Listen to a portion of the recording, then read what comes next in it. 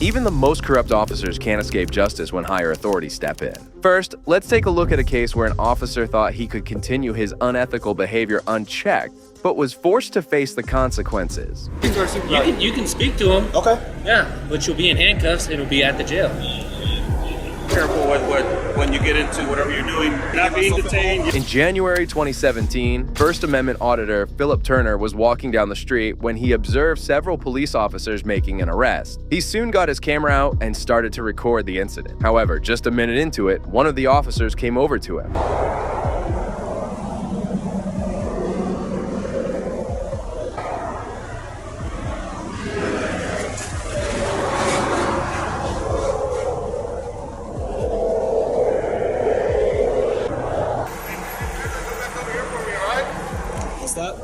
Can you go stand back over where you work for me, sir? There's something wrong with being here? Yes, sir, there is. I don't want you to be in direct line with that vehicle. I'd like for you to go back to where you were standing. You can continue filming all you'd like, but I don't want you right here. Am I interfering? Well, technically, now you're starting to pose into somebody else's private property with your videoing. Yes, sir. The deputy had no clue about the laws and kept instructing the auditor to stop recording and go away. However, he had no idea that he was up against someone who had way more knowledge about the law than he did. Hey, did they give you permission to film inside their truck? I don't need permission out in public. In public? In somebody's vehicle? I don't need permission out in public. No, not to film us, you're correct. But to film inside somebody's vehicle, that's an extension of their house, and that is a private place. So you do need somebody's permission to film inside their vehicle. But is that a crime? If they decide it is, yes. Who's they? The two we got in the back of our cars. If they don't want you filming or you didn't get permission from them, you can't be filming inside their cars. Well, you guys got the door open. Look, all I'm asking you to do is go stand back over where you were. Even if I was back there, I can still see inside the car. Okay, so go stand back over there. It's simple as that. But right now that I'm having to come over here and ask you to move again, now you're interfering with our investigation because instead of me being able to focus over here, I got to focus on you. So if you could just go stand over there, I can call a supervisor if you'd like to speak to a supervisor. Yeah, you can go ahead and call a supervisor. You can make any complaints you'd like, but all I'm asking you to do is go stand back over there where you were. Just go ahead and call a supervisor. Okay. Do me a favor and go stand back over there for me, all right, bud? I don't see what's wrong being here. I'm asking you to go stand back where you were. Turner refused to be intimidated by the deputy and didn't leave the place. Eventually, the tyrant deputy had to step back. There was not an issue where you were standing. Now there's an issue where you're at. Because I'm filming inside the truck, right? Yes, sir. You can film us all you want. We don't care. We want you to do it from a safe distance. So if you could go back to where you were, that'd be greatly appreciated. All right. If the issue is with me filming here inside the truck, I won't film inside the truck. If you could go stand back where you were, please. Go contact your sergeant. There's not an issue with you filming us. There's an issue with you getting any closer to the scene. I'm not getting any closer than here. Okay. Do not move from here. All right? Any closer from here, we're going to have any more issues, okay? I already told you I'm not moving from here, and that's it. Thank you. I encourage you to do it. Thank you. However, the altercation was far from over, as just a few minutes later, the deputy returned threatening the auditor that a supervisor was on his way. The sergeant's here. He said he'd be over here talking to you in just a little bit, okay? What's that? Our sergeant, he said he's going to be over here talking to you in just a little bit. He's here. He's actually... All right. You got a business card or anything? A business card? Yeah. Not on me. I can get you one out of my car in a little bit. All right, cool. You need my name, badge number? What do you need? Yeah, that's what I was gonna. That's what I was gonna need, but I can't hear over the highway noise. Okay, so you need all of our badge numbers, or just yours? And I guess if the supervisor needs to speak with me, I'll talk to him. Oh, he doesn't need to speak to you. I thought you wanted to speak to him. Yeah, I'll talk to him. I mean, if you don't need to speak to him, then I'll tell him not to waste his time. No, he's already here, so I'm not gonna waste his time. He already showed over here, so I'll talk to him briefly. Okay. Okay. And like I said, he'll be more than happy to give you anybody's name or badge number that's here. Okay. And if you need business cards or anything like that, you give us a little bit, we'll be able to get some business cards too if you'd like. No, just yours, that's it. Okay. Yeah. I can get you one. Okay. All right, hang tight for me. Surprisingly, the deputy had a change of mind, and instead of asking him to stop recording, he started to demand his ID. Turner was well aware of his constitutional rights and didn't give in. Do you have your information? Your driver's license? What's that? Do you have your driver's license or name, date of birth? For what? Because now you're a witness to this crime that we're doing. What crime is that? The crime that we got these people in the back of these cars for. I don't know what crime they committed. You don't have to know. Oh, well, okay, well, how do I know what they did, though? I don't know what they did. Okay, they broke the law. They're in possession of narcotics. That's why they're in the back of our cars. Okay, now you're telling me that, okay? Yeah. So, do you have your name and date of birth? No. Or a driver's license? No. So you're going to refuse to be listed as a witness since you sat here and videotaped the entire scene? If you need a copy of the video, I can give you a copy of the video. Well, yeah, but we're also going to need to identify you in our report that you were here videoing, so when we come to get a copy of that video, we can get that. All right, let me talk to your supervisor. If you think this cop was being a tyrant, wait till you see what this next cop had to say, as he immediately threatened him with an illegal arrest. He said that he won't want to give us his name and date of birth until he talks to our supervisor. So. And you're probably going to end up going to jail because right now you're witnessing a crime. Well, I asked to talk to a supervisor. He's here, so why can't I speak with him? Because you're refusing to give your information, you'll be going to jail for failure to identify as you're a witness to a crime. So I need to give you my ID to speak to your supervisor? Is that what you're telling me? No. Okay, I didn't speak to your supervisor. Why do you need to speak to the supervisor? Because I requested to speak to What him. warrants that? Because I requested to speak to him, and he's here. Okay. So what's your point? He's here. I need to speak with him. You've got no part of the scene, right? But you want to speak to our supervisor. You can speak to him. Okay. Yeah, but you'll be in handcuffs and you'll be at the jail. Is that what you want to do? I need to speak to your supervisor. Is that what you want to do? I need to speak to your supervisor. However, the deputies had no legal reason to arrest him and were trying to make up some charges on their own. What aren't you understanding? You put yourself in this situation right here. You see that? You're on private property Private right now. or public? You're on private property right now. Okay, what does that have to do with anything? Do you have permission to be here? Did the owner trespass me? Well, this guy. He doesn't want you here. This guy actually did come over and tell us he wanted you to leave. That guy right there? Yeah. So, what's his name? what's your point? What's the guy's name that don't want me here? So do you want to identify yourself so we can list you as a witness to this crime, or? I'm just asking a simple question. The guy that you just talked to, he doesn't want me here. Yes. So is he Would trespassing? you like for me to go ask him to tell you to leave himself? Do you already have that notice? Yes, he told us when he came over here and gave me his business Then why do you card. have to go ask him then? If you would like for him to tell you himself. He can tell me whatever he needs to do. If he needs to tell me to leave, I'll leave. Simple as that. He needs to give me a warning before he can trespass me. Turner, however, refused to give in even after these threats, as he was aware that he was following the law. After some minutes of waiting, a supervisor arrived on the scene, and Turner began explaining everything to him. Can I talk to you for a second? Yeah, that's fine. Do you mind if I go on your property and talk to him, or? No, he's on his property, hang out so here? he can hang out if Oh, he no, wants. no, Just like you can hang out, he can hang out. No, I was asking if we can go over there because of the road noise. I'm not able to hear you. Oh, well, we're leaving here in a minute anyway. Okay. So what's up? All right. So before I leave here, I just need to get his badge number and his or his business card, whatever the case may be. It's Deputy Cameroncelli, 315 is my badge number. Okay. All right. So my only problem is I was just here. But this is what I do. I film what public officials do on public property. I'm a journalist. I gather content for stories. That's cool. But this officer here was telling me that I had to move back over there. I couldn't stand over there. And I was asking him why. He told me that I wasn't allowed to film inside the vehicle here. But I mean, that's their privacy too. We got to get their consent to go in, so it makes it any different for you. well, that's to go in. Yeah. But I'm not going in. I'm just observing. That's kind of like equivalent to this is his property, but I can't film it because it's on his property. Okay. You know, you see what I'm saying? Yeah. It doesn't make sense, and it's not against the law. Okay. So he needs to get educated on that because Okay. that's clearly not the case. Okay. Now, am I currently being detained here, or am I free to go?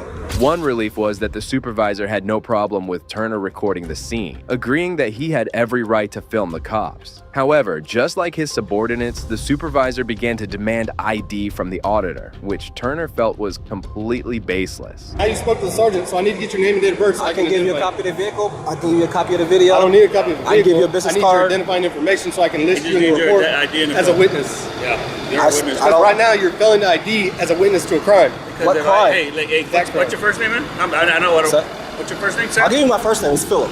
Philip. Yes, I'll give you that. Best case scenario, that female and that male says that we did something against the law. Eight cops against one person, right? So you know who I would want? I would want the guy who's not even involved in this to be my witness. That's how it works.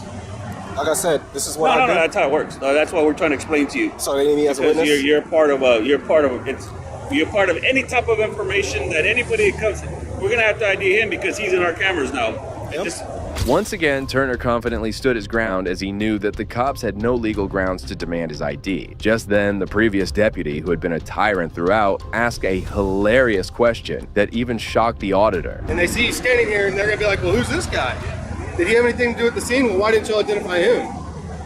So that's what I'm trying to get at. Where'd you come from? That's not relevant. It's not relevant? No, it's not. So you just How do we know you didn't get out of this vehicle?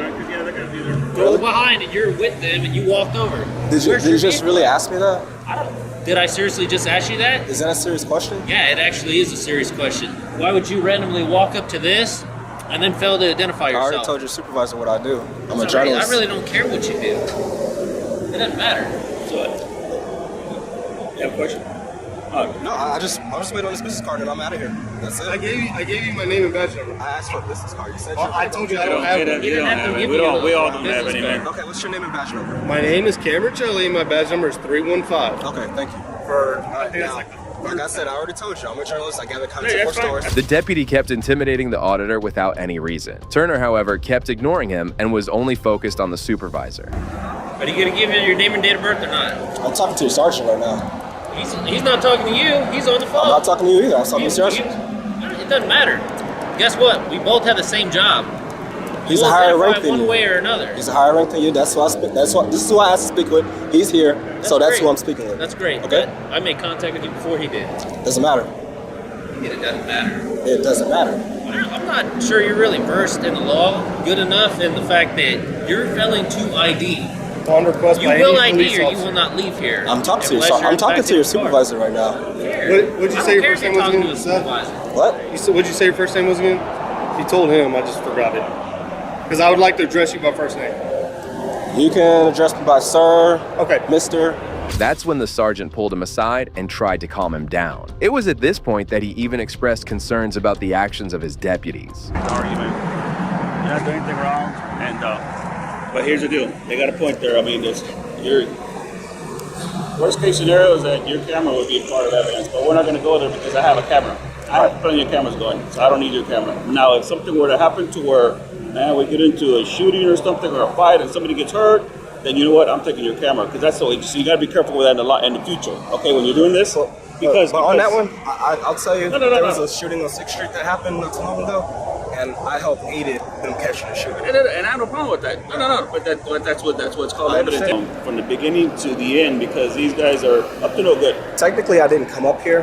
At the very beginning, I came here when they were sat on the curb right there, and they were being handcuffed. I didn't see anything come out the car. All I know is I saw a drug go around the car. A dog go around the car, and that was it.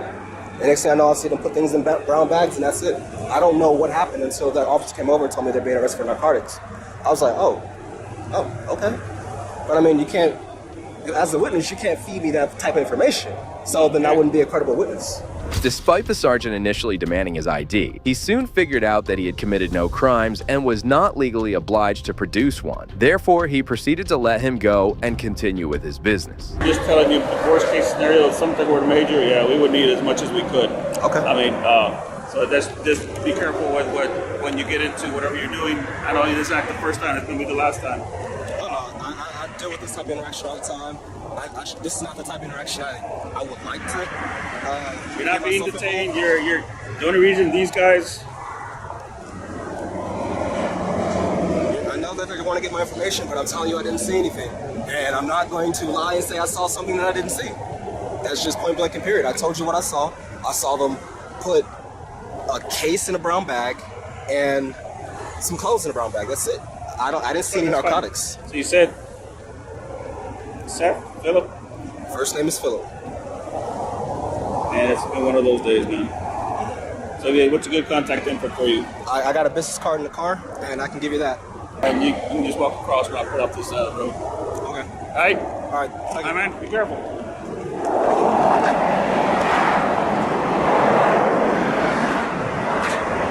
Turner soon left the place, but he was not done yet as he went over to file a complaint against these deputies at the Comal County Sheriff's Office. He has not shared any updates regarding the complaints, but there is a high chance that the tyrants were not even disciplined. Well, if you think these cops had a tussle, you'll be shocked to find out what happened between these next officers. So I got a call to go to. I can't go to the call because y'all want to play stupid ass childish game. It ain't because of me, man. I got nothing to do with that. On July 16, 2022, several Columbus police officers reached the Muskogee County Jail with their inmates to book them in. However, they were surprised to learn that the sheriff's office had implemented a new policy. Sheriff's deputies' inmates were to be booked first, followed by state troopers, and finally, police officers. They won't let us in. They won't let y'all in. They won't let me in. Ain't that right? Ain't that right? Nah, you go in there before us, I'm gonna raise hell. Watch this. Oh yeah. I'm gonna file a complaint, a legitimate complaint. That might well get a mean bun. Go at home. Boom. Out of there. Central. SB1, please. Lieutenant Nesser about to get a complaint. 100%.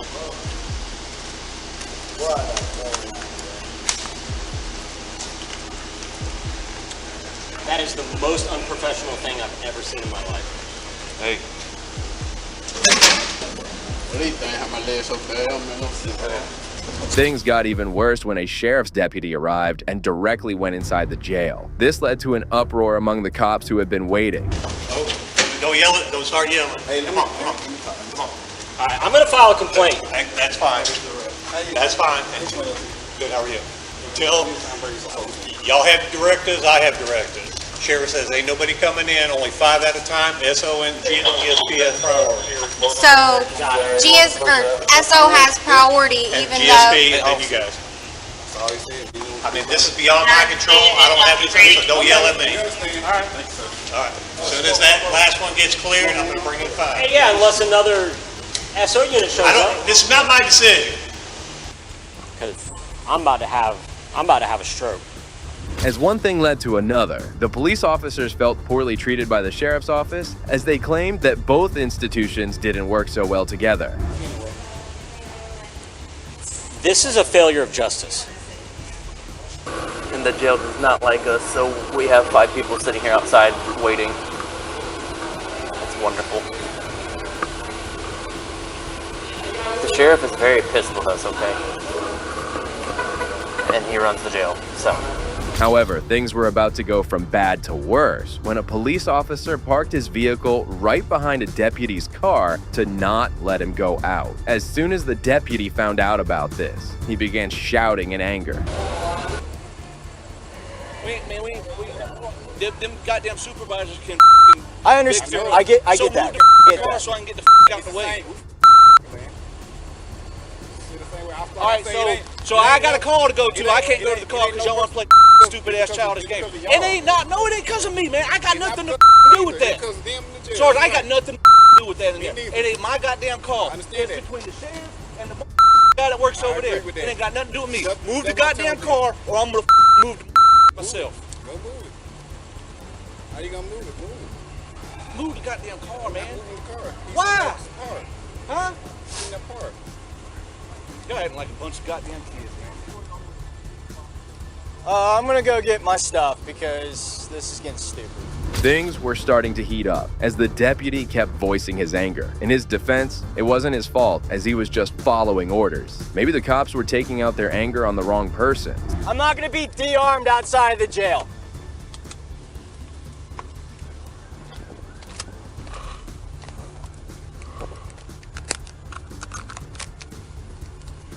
You need to get somebody to get the goddamn car so I can get out.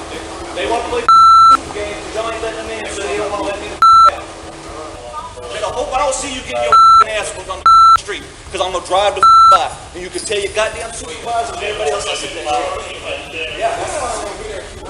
Do it. I'll see you in the car because I got a goddamn car to go to. You don't want to move the goddamn car. Huh? Yeah. Don't stop for me. Don't stop for me.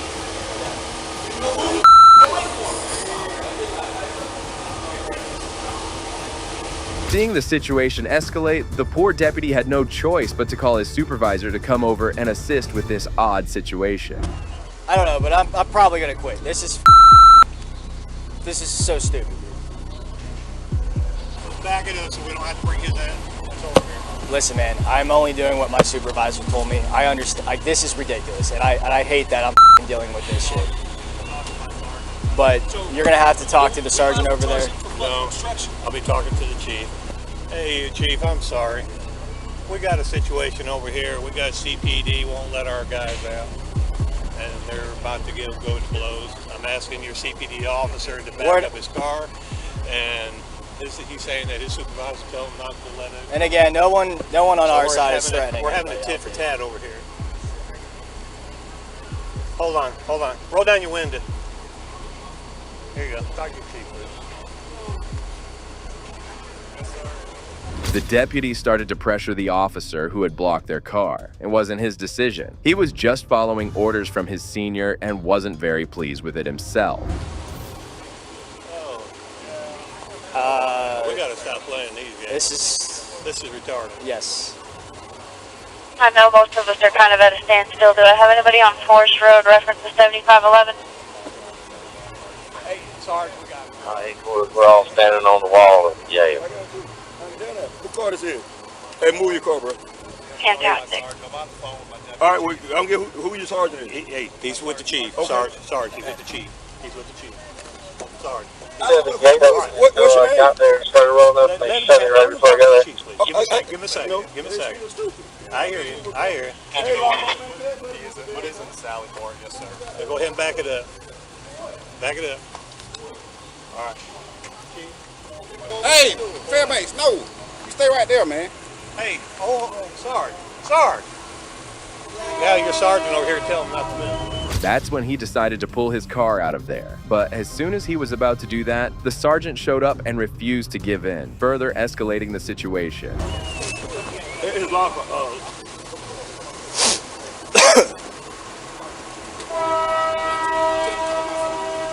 Chief said he's not moving. We gotta get somebody over here. We gotta put this.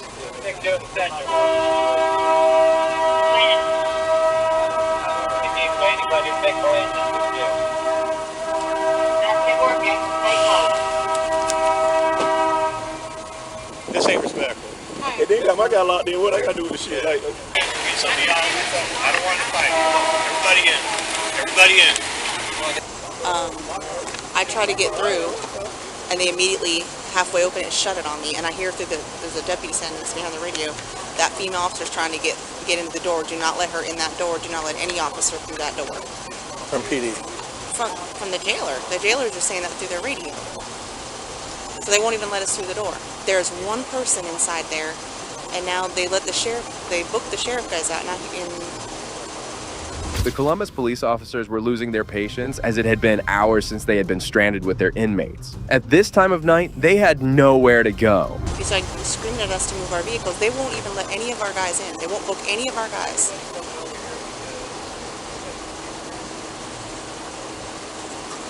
They won't even let us in to use the bathroom, nothing. Nothing. This is the. I think this is where. This is it. This is as bad as it can get. Like, we can't principal someone's crime, man. This is as bad as it's. It's pretty bad, dude. Because this is really that bad. deputy was saying, "I'm about to arrest you for obstruction." Yeah. To me. Yeah. Because this guy's got a call, but then my sergeant's telling me not to move. Right. I have this. And then when I started back, and he told me to stop again. What about arrested all of them for not doing their job? Right. Okay. This is crazy. Embarrassing. Next, we'll see what happens when a know-it-all, Commissioner's misconduct, is called out by her fellow officers. I'll be out 9W by my Tammy with a Toyota Corolla 4 times. Looks like it's a Nevada tag, Charlie Papa 8034.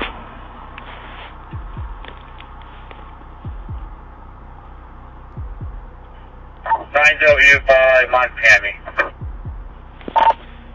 Just check it out for me. It looks like the plate's expired. It's not every day we look at a Nevada readback, but from what I'm seeing, it looks expired. Alright, that was Nevada Reg, Charlie Papa 8034. Yes. Noticing that the car's plate looked odd, the officer placed a call to the command center requesting a background check before approaching the vehicle. The officer then approached the Toyota Camry and calmly informed the occupants that their tinted windows were not compliant with state regulations and that there appeared to be an issue with their license plate. Part of it, and I can't read the bottom of the... Exactly. Yeah. So you just have your license on, your registration insurance? Check that out. 36. It's registered to your boyfriend? No, this is my boyfriend. Okay. This is my car. Registered That to way. my parents, but I'm not sure where. It's registered to your parents? Yeah. Okay, so you live in Nevada? Yeah, the car is registered to my mom. And where do you live? You live in Tenafly. We're just coming to visit our friend who's in from London. Ah, I see. Who's not in the car? You're not from London. I live in London. My family lives in Tenafly. I'm here for the weekend. Okay. When asked for the driver's license and registration, an occupant started to stumble through her explanations. Initially, she claimed the vehicle belonged to her boyfriend, but then abruptly stated that it actually belonged to her parents. But I'm not sure which is which. I'm happy to spend time trying to figure it out. Yeah, just the insurance part and the registration part. And where do you live, miss? I live in New Haven. Where do I live? Yeah. There's another friend? Just taking a wild guess. Where you guys headed to today? We just wanted to look out to go to walk. Just to hang out a little bit? Yeah. Even though the officer had grown suspicious, he maintained his calm exterior and began to question each passenger about their place of residence, expertly gauging their responses for any signs of deception.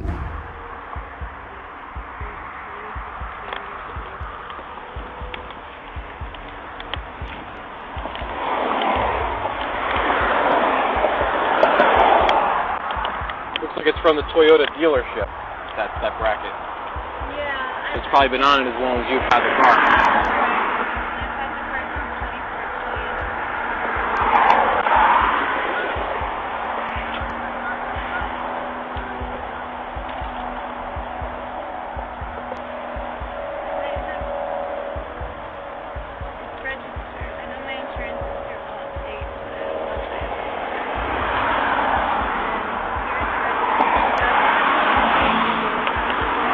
I can't hear you, I'm sorry. I'm not sure where my documents are. I have a car insurance through Allstate. That's an old registration. I don't know where my one is. But you did register it? Yeah, my mom did. It's through my mom. No longer in the same relaxed demeanor as before, the officer circled the vehicle. As he completed his round, the occupants produced an old registration.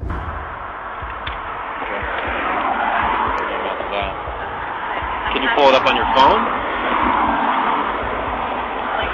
Like just your insurance? I know obviously the registration you can't. Maybe. Do you want me to call my mom? I'm not understand under all. If she wants to try and send it to you. The officer, however, was no longer buying any of it, so in a last-ditch effort, the girl requested to call her mom. That's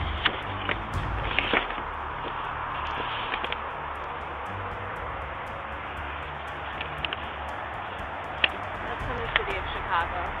Right? What is it, like a permit or something, or you had it registered in Chicago? Yeah, maybe one time.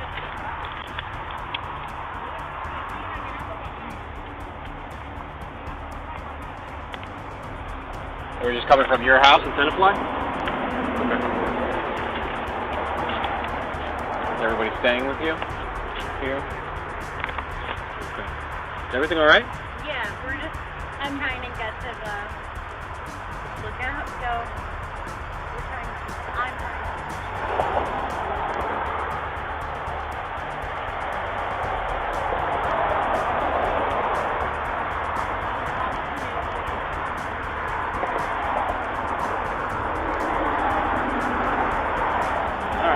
I'll be back with you in a second. I'm going to make sure, I'm going to run the license plate, make sure it is registered since you don't have the documents.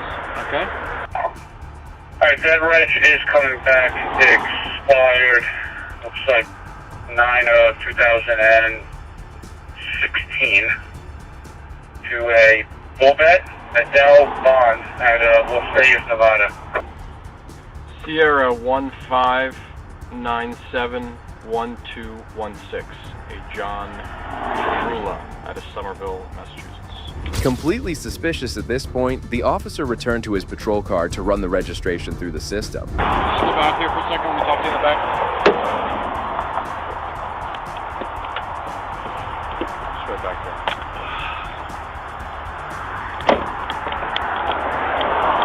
So, you come over here. This is the situation. This car has been unregistered for 2 years. And you're driving it. After wrapping his head around the situation, the officer approached the car once more and with a firm but calm voice, he instructed the driver to step out of the vehicle, which he did without hesitating. answer me. I'm not kidding. September 2nd, 2016. So it's not like yesterday. Yeah. It's quite some time. Alright, so what is this? Alright, and that's what I was stopping you. One other reason why I was stopping you, see that Henderson, the license plate needs to be fully readable. Okay, you can't have anything blocking it. You can see how kind of it's hard to read the word Nevada unless you're really on top of it or you're familiar with what Nevada plates look like. Yeah, man, you gotta go ahead. The bottom is obstructed too. I'm sure it says something. I didn't even look underneath there. So it's a very minor reason. If it was just that, I probably would have just given you a warning, 99.9% chance of it. Yeah. All right, but unfortunately, we can't have an unregistered car that's operating on the street. Okay, so what is it? Just walk me through this. I will walk you through. That's why I'm out here. All right. So the car has to be impounded to the police impound until a valid registration can be made. Okay. Also, in this case, she can't exhibit the valid insurance card. I don't even know if this car is insured. I'm begging to say it isn't because insurance companies check to make sure cars are registered. Okay. So when it lapses by about a month or so, sometimes it doesn't get caught. Okay. But for about 2 years, I'd be hard pressed to believe an insurance company is insuring a car that was unregistered for 2 years. Okay. I think we're in a process of trying to verify. Yeah. So you would just need to basically to get this car back, you would need to bring down the current insurance card and the current registration card for getting it re-registered. Ticket to somebody that's in the passenger, even though it's her mom's registered vehicle. What kind of ticket are we talking? Unregistered vehicle. Okay. The unclear plate equipment violations, essentially. Impaired exhibit the insurance card. Okay. None of them have points or anything associated with it. That would transfer to your Massachusetts license. Okay. And you've already alerted the impound to Yeah. Well, I'm just kind of giving you a heads up. It came to light that the vehicle had not been registered for 2 years. Additionally, the officer informed the man of other issues with the vehicle, explaining that they couldn't allow them to drive it until it was properly registered. I want to give you guys a second to kind of figure out what you want to do. There's obviously 4 of you in the car, so you have a couple options. Okay. You can have somebody come pick you up since one of the passengers lives in Tenafly. I don't know if she might have contacts with a car that might be able to just swing up here and take them 2 minutes and pick you guys up. Or you can call, I've seen somebody call it Ubers, although we're kind of in like a semi-remote rural area here, giving them an exact address. Yeah, that might be the best bet. Call somebody and then kind of just pick up from here. And you want to probably call them. Let's go back to the car in a second. And make that happen. As a last resort, I could afford you a courtesy transport to the police department, but that doesn't really solve. I don't think that's. You guys don't do no house call? What's that? No house call? No house calls. I could give you a transport to the police department, but I can't take you guys back to your house. Surprisingly, the relaxed guy understood the seriousness. Impressed, the officer suggested ways for the group to reach their destination and generously offered transportation assistance. Okay. Just give me some background. I mean, I was kind of, the tension was a little tight in the car, which is kind of why I want to chat with you a little bit out here. The back passenger seemed a little bit bent out of shape that this whole thing was occurring. Yeah. I don't know what if there's more to the story or not, but okay. So backseat passenger, born and raised in Tenafly. Right. We're living in New York. We're living in London now. She's home for like 3 days. Right. My girlfriend and Rose, the other backseat passenger, were college roommates. Right. And so she's here for like 3 days. And so I came down from Boston to see my girlfriend, and we drove down. Where does she live? New Haven. So we had to figure out a way to get back to New Haven. So she's just, what does she do exactly? She's in graduate school right now. So she's just been cruising around in the car in New Haven, or doesn't really drive it that often? She doesn't really drive it that often. That's probably why this whole thing happened. Yeah, I'm guessing she takes public transportation. Yeah, well, she doesn't really drive. I mean, you can walk both places in New Haven. It's like a really small town. Right. And also, there's got to have been some confusion. Like, according to her, like, the car, like, her mom is taking care of it. It's registered to her mom, and her mom is like, while she was in grad school, kind of letting her borrow the car because she doesn't have income. Right. So I think. Still curious and worried about their safety, the officer questions the driver, hoping to get more context on what was really happening and where they were headed.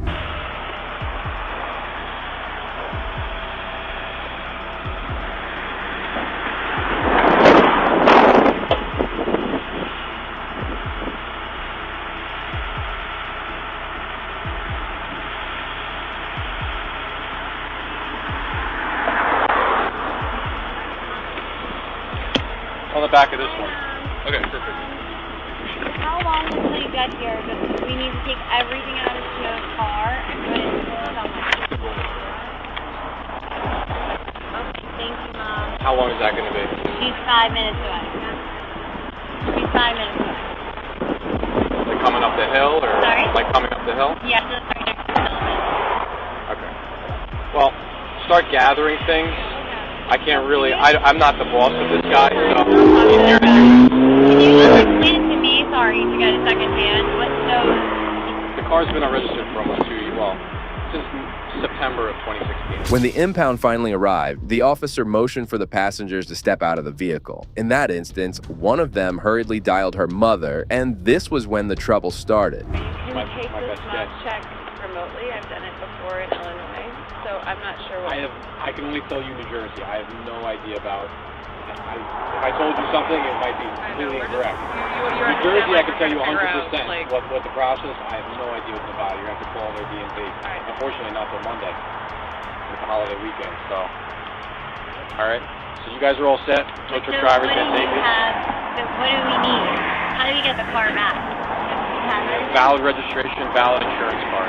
How do they know that this is her car? Like, don't you need to give us a receipt or something? Like, how are they going to know that this one This is the receipt. This goes on file. Hi, I'm Karen Turner. Hi, it's my I'm a resident. There you go. Just as the cops finished documenting the vehicle, a black sedan pulled up. Out stepped a woman who stormed into the group's midst, abruptly interrupting the ongoing discussion. Fine, I don't need that. Okay, fine. I'm Karen Turner. You're just here as the rider, right? No, I'm not. Okay. I'm here as a concerned citizen and friend of the mayor, and been in Tenafly for 20 years. I take full responsibility for them. And what is the reason they were pulled over? The driver has all the information. He'll tell you. The lady introduced herself as Karen Turner and handed the cops a document, which they refused. Irritated, she boasted about her connections with the mayor, hoping to intimidate them. No. I need to know. No, you don't need to know. Okay? We're not involved here. You're picking them up? No. I'm involved. Trust me. Well, I'm not very going to tell involved. you. He's the driver of the automobile. He's over 18. That's all you need to know. Disgusted by her erratic behavior, the calm officer ignored her inquiries and redirected them to the driver. Despite her persistent nagging, the cop managed to maintain his composure. Okay. You need it. If you can give me a little bit of space here. What seems to be? Are you a commissioner? I am the commissioner. One of the commissioners, and I'm heading up. Do you have an ID with that? That is my ID, and that is my business card. I am the commissioner of the Port Authority, and I'm heading up over 4,000 police officers. Okay? So, if there's a problem, I think I have... There's no problem. Well, I think there's a problem. It's an unregistered vehicle. Okay. Karen insisted the officers examine her credentials. Embarrassed, she had the passenger step aside and reveal she was a Port Authority commissioner, hoping her position would have an impact. Why were they pulled over, first of all? Now, don't call me Miss. I'm Commissioner. Thank you. Commissioner? Yes. All due Why respect? were they pulled over? All due respect? Yep. Why The they driver pulled will tell you. No. I need Yes, to know. ma'am. The car's getting towed now. Why is the car getting towed? Go ask him. No. I'm asking. You're the person Go ask who's him. ordered it, and trust me. Miss, this does not involve 1%. Delusionally thinking that she had gained control of the situation, she rudely demanded that the cops explain themselves to her. However, they remained unmoved, which visibly bruised her ego. Yeah, it does. It does, because I'm picking them up, and I'm offering to take responsibility for them, and you can't even tell me the charges. I'm also an attorney, so I think if you can't tell me, what is the problem? That's fine. Why is it such a difficulty to say why they're being pulled over and why the car's being towed? Because everything has already been explained. Despite the commissioner's attempt to assert power, the officers calmly told the commissioner that they were under no obligation to disclose anything to her, and they had no intention of doing so. Why do you need to know? Because this is impacting me, because I got 4 people who are coming back to my house, including people who live in New Haven attending Yale Graduate School, a PhD student, and I don't know why it's so difficult to say what the problem is. This is impacting me. On Easter Sunday, I got to take 4 people I'll be honest. back to New I'll be honest Haven. with you. Seeing her tactics fail, she tried portraying herself as a victim, but this strategy also didn't trigger the reaction she wanted. Would you like me to be frank with you? Yeah, I want to know what the problem is. It's more of the way you just approached me. and your demeanor. You know what? Okay. That's. I'm being honest with you. I want to know why. I just don't appreciate your demeanor. I don't You're being appreciate. very demanding with me. No, I'm asking you a question which is not being answered. But it doesn't need to be answered. It's irrelevant. You know what? If you'd like to read my report, you can come down to the police department records on Monday, and you can get a copy of it. And you can't. I am under. There is no. You have no right to know what's going on. No, I do. Explain to me why. Because these are 4 people that I have You're to take responsibility. Why do you have to take responsibility? They're all adults. That's my daughter. And she's a these backseat are her passenger. friends. She's a backseat passenger. And there's a problem with you describing it because you don't feel confident. Why these people are being pulled over? Your daughter has not been summoned. She was not the driver. This is not her vehicle. It's not your vehicle. I'm How sorry, are you but involved? this is not going to be, if you have a problem explaining what the problem is. And The frustrated cop finally revealed why he had been unyielding, but the commissioner remained in her belief that she was justified and showed no signs of remorse. why their car is being confiscated, then we have a problem. Why And would you- trust me, why I would you- will be in with the commissioner of police of Tenafly. Ma'am, It take a will step back. be. Take a step If back you for me, can't please. even describe what the Take a problem step back is, for me. I think can't there's move a back any problem. farther. I keep moving back farther, and you keep Okay. moving closer to me. Because you can't Can you take even a step put back? a sentence together Take a on what step back. the problem is. Because I'm not because of your demeanor. No, I I came am in under very no nicely. legal obligation to tell you. And I'm under Okay. no legal obligation to tell you what I will be doing. But I will. You can do whatever you would like to do. She's been This is a lawful motor vehicle stop. You are here to pick them up. Okay? Okay. There's going to be a report. Yep. The There will driver be a has been report. advised of everything that's going on. Okay. I All was the there proper for your forms have been filled graduation out. when you guys came in the town, and it wasn't that long What ago. graduation? What are you talking about? Okay. What graduation Thank when I you came very into much, what town? What- Saditsky and Catherine. Thank you for Have your a nice day. information and help. You know what? Karen became infuriated and started threatening the cops, escalating the situation within seconds. I hope you have a really nice holiday weekend too, because you just ruined it for a lot of people.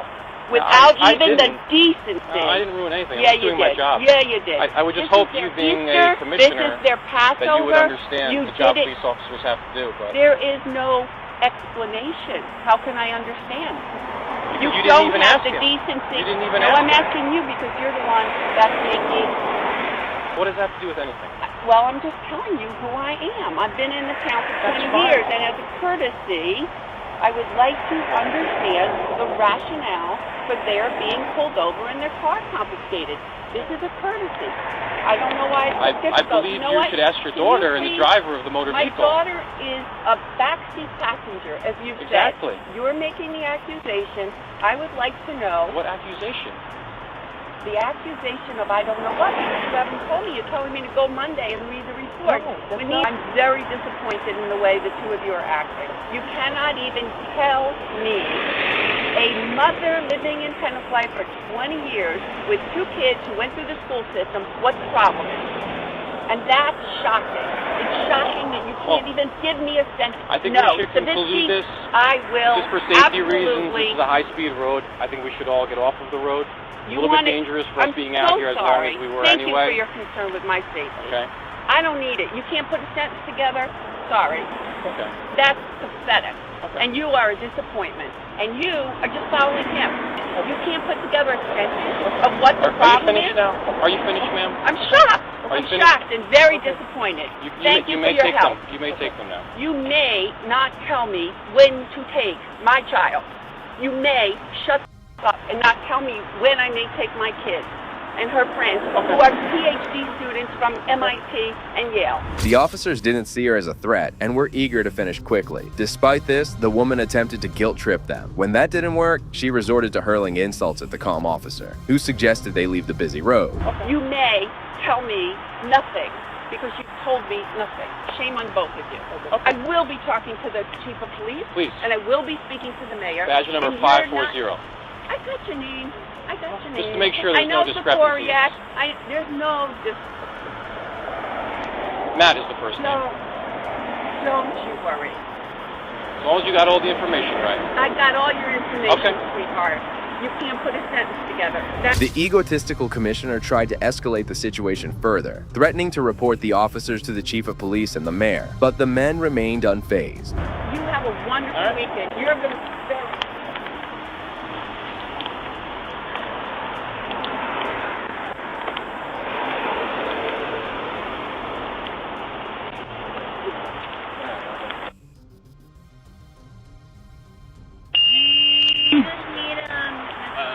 Just in terms of a receipt for impound, is that all contained in the ticket? No, there is no receipt for impound. They can't even tell you the name, the reason. They can't tell me the reason why you didn't pull over. Nursing her bruised ego, she ultimately surrendered and decided to walk away from the officers, but then came back with the driver, who just wanted to inquire about where the vehicle would be towed. The police Are you impound tomorrow? lot. Is that online? For me, like, What company are you? find out the what? The location of the impound. No, it's at the police department. Okay, cool. Police headquarters. Yep. You could take it. Shame on you. Shame on you. Have a pleasant Can't day. put together...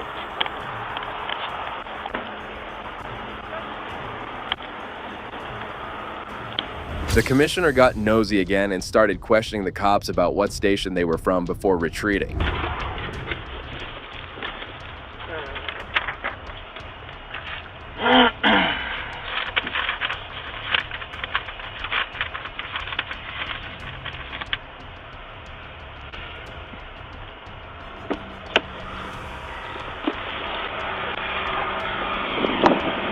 All right, well, get away from me. I'm asking. No. I came to see his address. Employee. I came to get his address. This is a police contract employee. You've made 5 people in my car cry. I hope you're happy. You're an ass. Just doing my job. And you, no, you're not. You're not. We'll agree to get pictures. Okay? I agree. You are not a nice person. And 5 people are crying. You've ruined their Easter. You've ruined their Passover. You've got someone, an investment banker in there from London. You've ruined it. They were just going for hikes. And you can't even say, I hope you're very happy because you seem to have a smug-ass look on your face. And you seem to patient. I don't know why it's so hard to say what the reason is or where the car will be. Why? You work with police officers, correct? Yeah, I've worked with 4,000 of them. I'm just a little bit disappointed that You don't get to be disappointed in me. you don't seem like a very big police supporter. I don't know. You No. think that you would have more of an inside look at the job. Just caught me by surprise based off your demeanor a little bit. Yeah, okay. Using inappropriate words and such. Yeah. Go to whoever you'd like to go to. It's irrelevant to me. I'm doing my job. I've done nothing inappropriate. And if I go and say, what's the address and what do we have to do, that's inappropriate too. You need to tell me for that too? I don't know why you're Obviously, coming over to a vehicle that's lawfully being impounded. Because I want to know I where don't know what it's you're going. doing. The driver was advised where it's going, as was your I'm daughter. not. Your daughter was very nice as well. She asked and I told her. Guess what? I'm not so nice. And you can tell that to everybody. And it's fine. Okay. And the police have all been in my home, and in my second home, and in the third home in I don't Tenafly. see how that's relevant to this situation. Now, let's see how an officer's unethical actions caught the attention of a superior who decided enough was enough. Bottom line is that for both the criminal and the administrative review, there is no excessive use of force. And so your perception is wrong.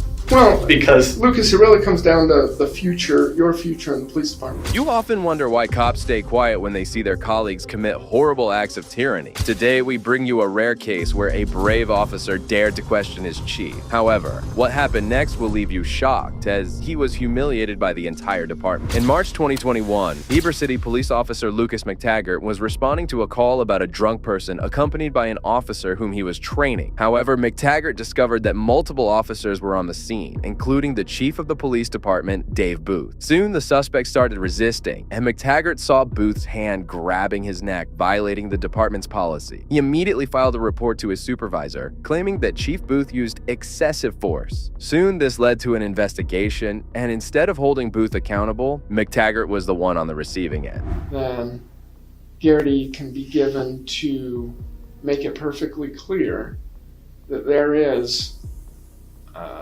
an obligation on the employee's part to tell the truth, the whole truth, and nothing but the truth, kind of an idea. Mm-hmm.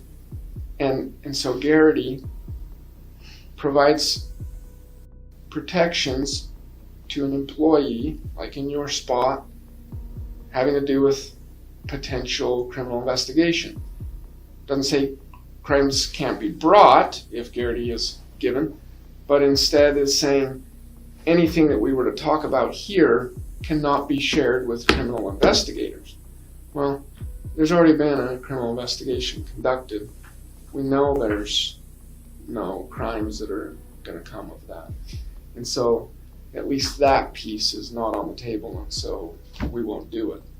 If we were concerned about your ability to tell the truth, or we questioned any of those things, then we would also consider giving Garrity. But we're not in that boat. So you're not in trouble. Sheriff Jared Rigby, a close friend of Chief Booth, conducted the interview. From the start of the interrogation, he appeared pretty hostile and used intimidation tactics to scare off McTaggart. I know lots of times officers get concerned about the consequences of what they say, meaning how that affects them with their coworkers. And I do get that, kind of the informal, kind of between officers, crews, supervisors. Are they going to be upset with me? Any of those kinds of things. So, it's not a criminal investigation. It's not a Garrity interview. The first question really that we have is, we know that you're the FTO to Adrian Gondaria on this call, March 31st, 2021, right? Mm-hmm. Liberty Station, Jesse Rodriguez. And then from there end up being concerns in the police department about how it was handled, specifically whether there was excessive use of force. And even more specific, whether Dave Booth used any excessive use of force. So, what do you know, or what was your involvement in, after March 31st, and that incident, and then discussion with others? Rigby was more concerned about whether McTaggart had said anything to the officers involved rather than uncovering the whole truth about the incident. He conveniently ignored the entire event as he questioned McTaggart about it. It's been a while, so I don't 100% recall timing on everything or anything like that, but I know I discussed with, I think, 3 other officers. And I discussed with a supervisor. Okay, is the supervisor one of the 3 officers or separate? Separate. Okay, can you tell us more about that, the officers and the supervisor? I believe I talked about it with Rojo, Richard, and I actually want to say Weischer, but that was kind of random because he was just in the office randomly. And the supervisor? Jarvie. Okay, and what were the circumstances there? My discussion with my supervisor? Uh-huh. I was doing what I was obligated to do by policy based on what I had seen. So, help us understand the circumstances of how that conversation happened. Officer McTaggart followed departmental policy on reporting any use of excessive force when he spoke to his supervisor. Rigby, on the other hand, continued to stress this issue. Who was on your crew at that time? Well, I was FTOing Adrian. So it's just me. It was just me and Jarvie, and then I was training Adrian. So just the 3 of you on that crew, on Jarvie's crew? Mm-hmm. Okay. So, at that point, you're the only 2 on the crew, and he is your crew supervisor. Yes. Okay. And this happened in Sergeant Jarvie's office. Is it day crew, or sorry, is it a day shift or a night shift? I don't remember. I could look back. Adrian may have been out doing paperwork in the office while the door was closed. Okay. I don't. Door was closed. If he was in the office, the door would have been closed. It wasn't a conversation I would have had for other people to hear. Did you consider it a formal conversation? Yes. So what were the concerns that you raised? That I observed an officer use excessive force. Or what I perceived to be excessive force from where I saw it happen. You're concerned about Dave Booth using excessive force? Correct. And you communicated that to Sergeant Jarvie? I did. During the incident, McTaggart was alongside Officer Adrian, whom he was training. Finally, Rigby asked him about what had happened earlier, and he told the truth. At what point do you think that Dave Booth used excessive force? When he put his hand on Jesse's neck and squeezed his neck to put him into the back of, I believe it was Adrian's car, but that patrol car.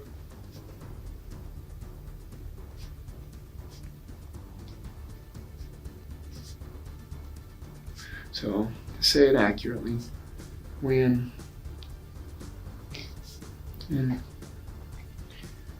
recovered, he knew that the recording was going. Okay. When he put his hand on Jesse's neck and squeezed, is that accurate? Yes. And put him inside the car. McTaggart was fearless throughout the interview and never had a change of thoughts. He explained how he was troubled by the incident, as he now had to tell a junior officer he was training that the chief broke the law and went against policy. Were there any other concerns that you had about excessive use of force? No. Anything else, any other concerns that you raised at the time with Sergeant Jarvie having to do with the incident? Only how to deal with that. Excuse me, how to have that conversation with somebody that I was training to be a new officer who I thought witnessed it, because it was just the three of us there. Everybody else was kind of milling around scene. As you know, there was a lot of people on scene at that point, just the way the previous use of force with Jesse had gone down and the emergency button and everything. But to my recollection and my perception was at that moment, it was Jesse, Chief, Adrian, and me, and kind of our own little world. And so that was, I mean, honestly, that was the most upsetting thing to me about it at the time, was that I was going to have to reconcile that with somebody who I was trying to teach how to be a cop. I just didn't know how to approach it with him. Do I, obviously a difficult situation where it's chief. If it was another line level officer, yeah, like, hey, this is cut and dry. What you saw happen there was wrong and not the way we do things, and that'll be dealt with, but you don't need to worry about that, but we need to have that conversation. That's just a little bit more of a difficult conversation.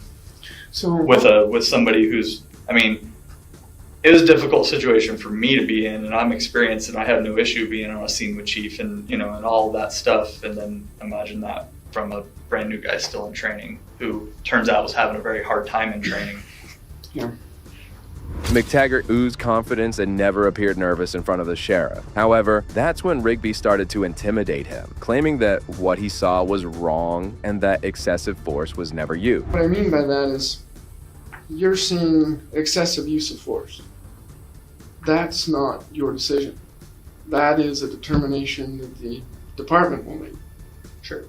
And so, I like and I appreciate and I respect you going through the process. Hey, I have a concern, you raise it to your sergeant, that's the right thing to do.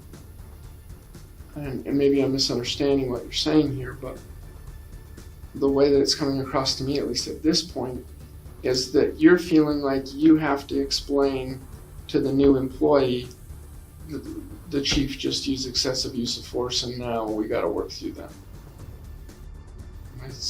Am I misunderstanding that?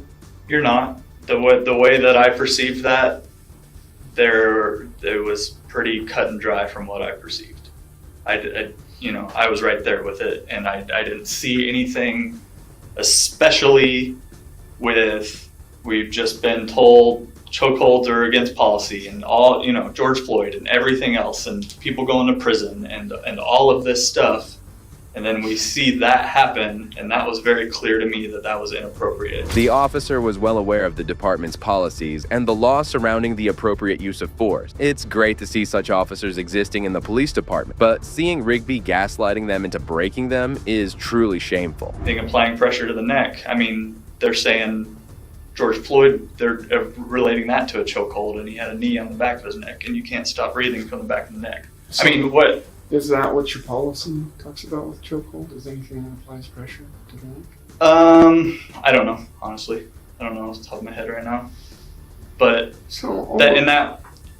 and to back up, that wasn't anything on the back of the neck. I mean, that was, I watched his hands squeeze around the front of his neck. How long do you think that lasted? I have thought about that because my other concern when I researched what my obligation was is, you know, coming across the duty to intervene.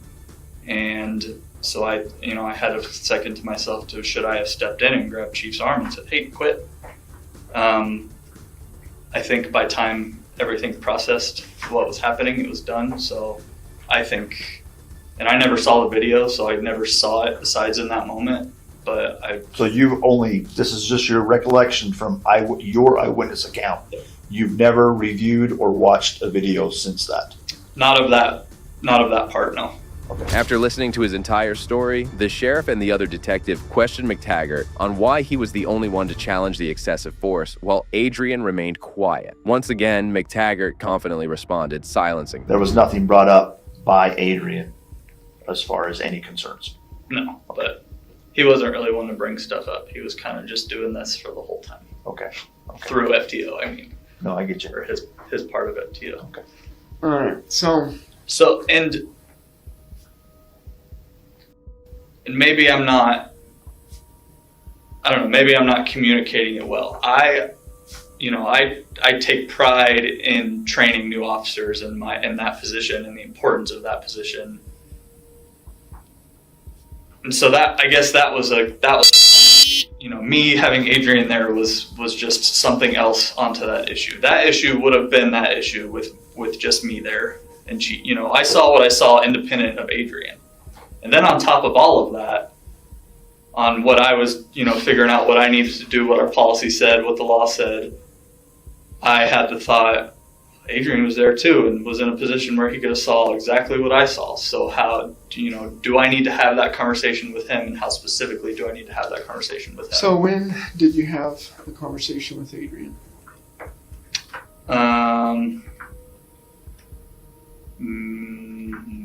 Either that day that I talked to Jarvie or within the next shift or two, quickly after. Rigby claimed that McTaggart was wrong to have a conversation with Adrian, as he should have followed an alternative route. There's a process for figuring that out. Mm-hmm. And it doesn't sit with an officer, and it doesn't sit with a sergeant, and it goes up like it did. Mm-hmm. And ultimately it goes to the chief's supervisor. Mm-hmm. And then there's a criminal investigation on it, and then the decision on that, and then there's an IA that's done on it, and then there's a decision on that. And what has been done, or at least it somewhat looks like it's been done, is, well, Adrian's already been told that that was not the way to be doing it. Although it wasn't specific, it was just generalized that that wasn't the way to be doing things.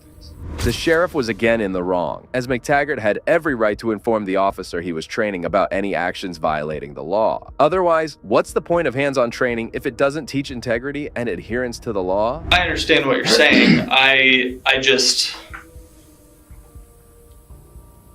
questions on where that's coming from, because I feel like you're obviously already prepared with that information you just gave me, right? What's that?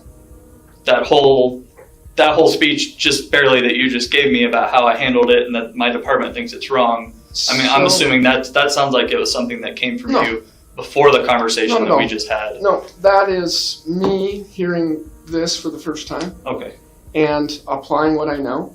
Okay. And then me going back to them and saying, this is the statement I made on your behalf.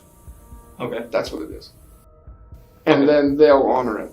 Sure. Because that's what we're doing here. And then maybe it needs to be more clear that I in no way threw Chief under the bus to Adrian. I mean, that was why I made it a point to do that, is how do I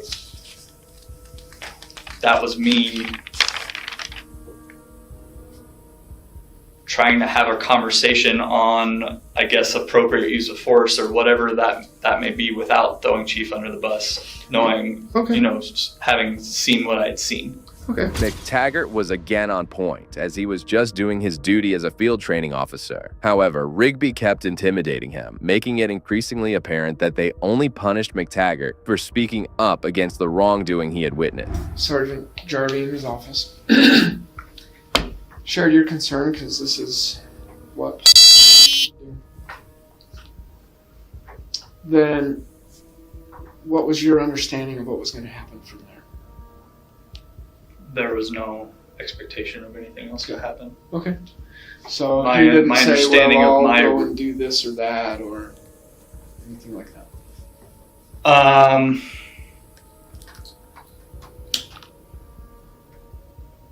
He definitely gave no statement of this is going to happen next.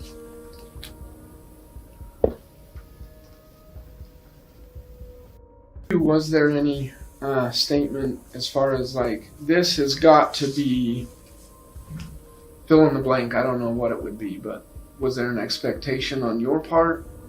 No. It's like, no. Did it be handled a certain way or? No, I made it clear from the beginning that I was doing what I felt like I was obligated to do, and that was where that's why I was having that conversation, because policy said that, and so I was fulfilling policy. Policy said report it to a supervisor, so I made that clear. This is me reporting it to you. I'm done with it.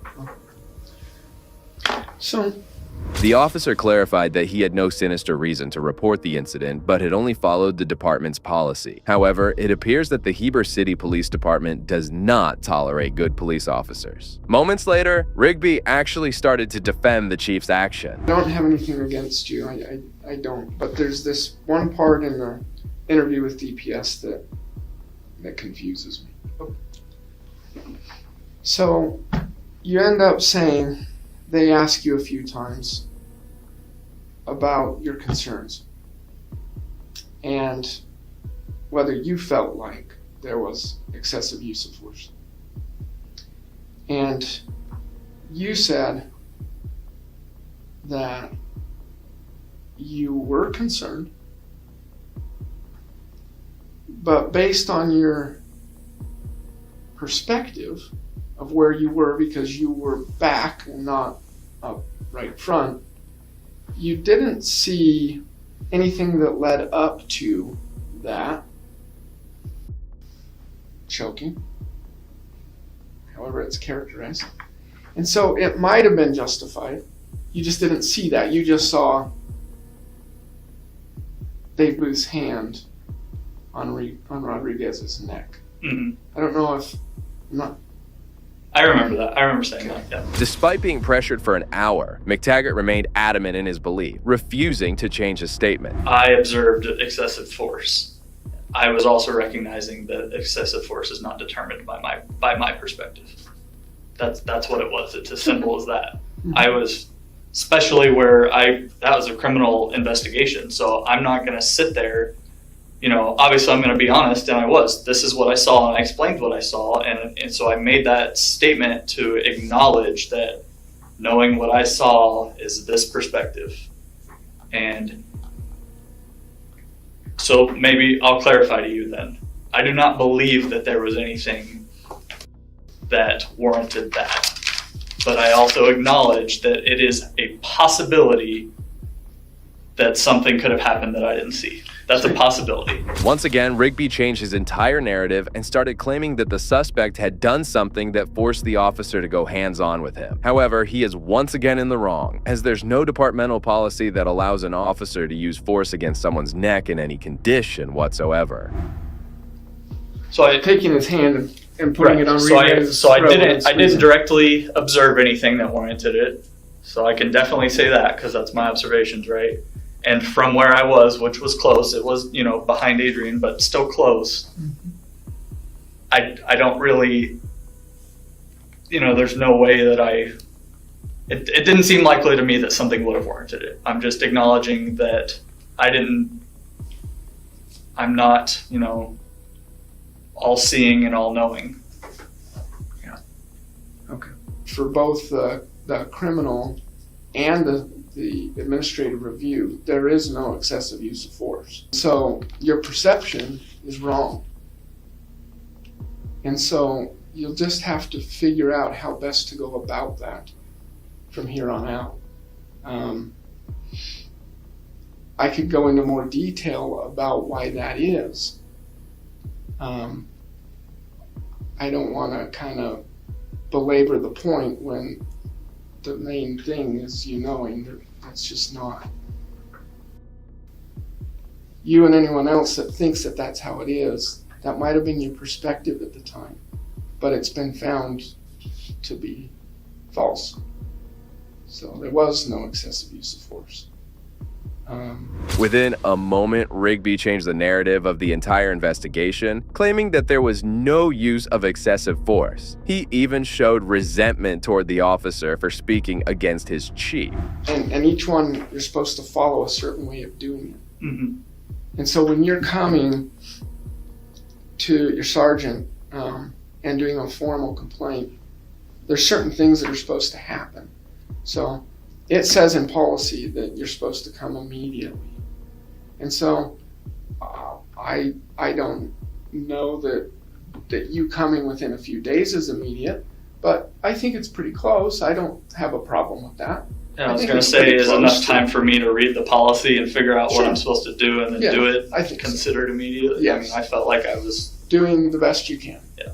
It's got to be written.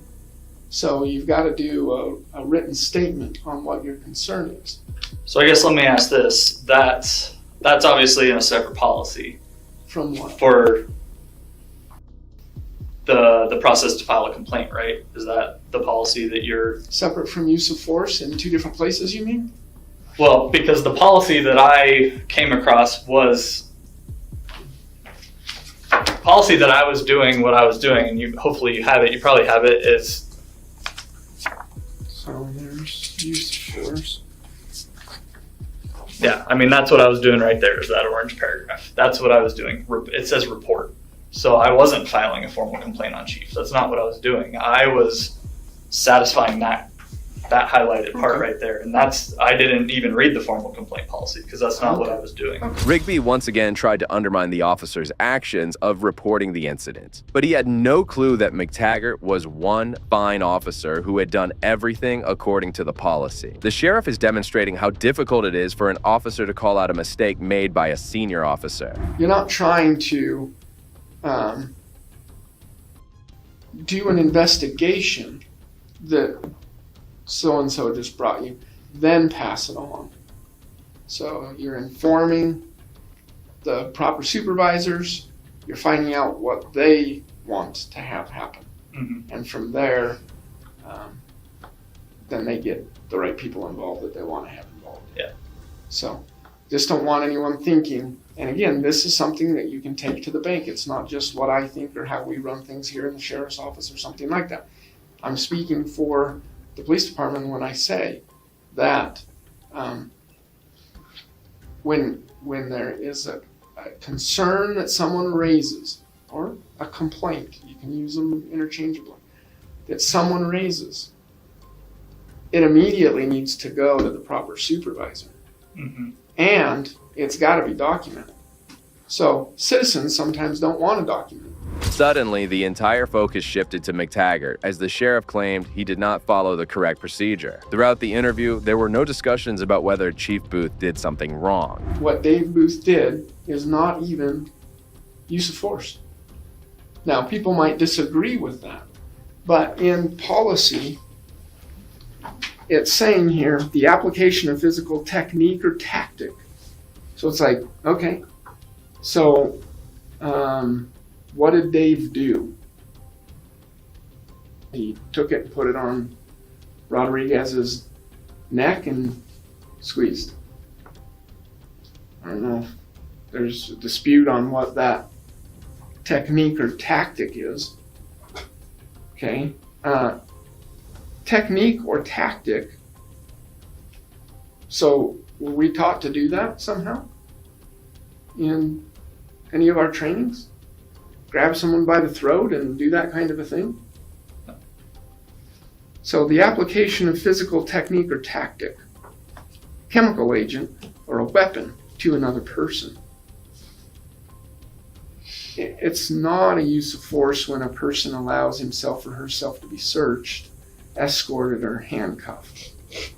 So by the definition, if you're not taught the technique or tactic, it's not a use of force. Rigby again went out of the line to defend the chief's action, but he had no clue that McTaggart even had the perfect reply. Well, I mean, the statement you just made, if I punch somebody in the throat, but I've never been taught to do that, then that's not a use of force. Is that? So in your trainings, maybe I'm misunderstanding you, because your statement sounds ridiculous to me. In your trainings, you've never been taught to punch someone? Not in the throat, no. Like, we've been taught to grab people, but we've never been taught to grab people by the throat. So, I mean, it's what it... Yeah, right. How specific are you going to be on it? That's my point, is that you've never been taught to grab someone by the throat. So you have to take... We've been taught specifically to not grab people by the throat. No, I disagree. You've been taught to not do a chokehold. Okay. And then when it comes down to what a chokehold is, it comes down to blood flow or airflow. McTaggart was almost destroying whatever evidence was thrown at him, and that's when Rigby tried threatening him by questioning his future on the police force. But I thought a lot about it, and I made a very informed decision, and I'm a very experienced officer, and I read case law, and I read lawsuits, and I know what is appropriate use of force, or my perspective of what appropriate use of force is. Obviously, I'm not the one who determines it, and it was determined that it wasn't. And I understand all of that. But what you're saying is not changing my perspective of what I saw. Nothing's going to change that. That's why we're here, right? Yeah. Well, because Lucas, it really comes down to the future, your future in the police department. Sure. So you can dig in your heels and say, and that's not what I'm doing. This is how I feel, and no one's going to change. And okay, that's your decision. You just won't get any trusted positions having to do with DT and use of force and sergeant and those kinds of things because you're not willing to learn and be open-minded to it. Sure. So I'm just trying to help you understand that Lexipol and the attorneys that wrote it, the prosecutors that reviewed the criminal case and fit it within the statute and how it fits into the policy. And then us going through this as well. Everyone's saying what happened there is not a use of force. Rigby eventually went over to demonstrate what actually happened, as he was now openly supporting his friend Booth. But when you look at the recordings of what happened, and you go frame by frame, you have Jesse James Rodriguez, who actually sits down in the vehicle. They're moving him. He's going back and forth at points. He is compliant. He's not. He wants to go a different direction. It's gradient level of compliance. It's not like you're all 100% compliant or 100% not compliant. Right. It's this kind of level of how that works. So, point is, Jesse James Rodriguez goes and sits in the vehicle. They get him in the vehicle. Now he decides he wants to come out. So now he's being some level of non-compliant. So he's coming out, he's leading with his head, and he and Dave Booth are now like this. And whether he doesn't make statements about kissing him until later, but at this point in time, he's known to be a spitter. Dave Booth is wondering whether he's going to bite him. Dave Booth takes him and pushes him, and it hits him higher, somewhere in through here. And pushes him back in, separating space. And then from there, Rodriguez comes out again. And that's when Dave Booth's hand catches him here, and he's pushing him back in. Now, when I say incidental, this is one frame. You can go frame, frame by frame. Here, his hand isn't there. Here, his hand is there. Here, his hand isn't there. And so you have to figure out the timing of that video, But this is something like 1 to 2 seconds. McTaggart countered the sheriff again, asserting that the situation was being handled strictly only because the chief had been questioned. If it had been another officer, things would have been handled differently. Can you appreciate that this situation was changed by who it was? If this had been another officer, that probably, and I don't know because it wasn't, but that probably would have been the conversation immediately. It made things different because of who it was. It made things very serious immediately, in my mind. And I'm not through. And that's why I'm not through with an investigation, so I get a question with it because I think you have a valid point. Sure. From the beginning of all of it, I was trying to do the right thing. That's what I always try to do. I don't think anybody can question my integrity in anything I've done in this job, and I stand by that. Finally, Rigby realized that he wouldn't be able to get anything out of McTaggart because he had been honest throughout the encounter. Then he asked McTaggart to write a formal complaint and explain everything he had encountered that day. Doing a statement or a report on the issue. Yeah, those are the follow-up things that we have. Okay. Do you need a statement right now, or you want me to do What's that going to be on next time? time, do you think? Well, you've got a half hour before you leave. How long do you think it's going to take you to fill out a statement on this? Not a half hour. Not a half hour. Then let's just get it done and over with. Let's do it now. If that's okay with you. Yeah, and to be clear, you want my written statement to be what my specific concern was that I brought forward to my supervisor. That's right. Okay. Yep, put in the circumstances around there. I mean, but yeah. Okay. Simple as that. Okay, I think you did well. Okay? Okay. May I shake your hand? Absolutely. Thank you. Sorry to take you from training. Sorry for the stress. It's not intentional.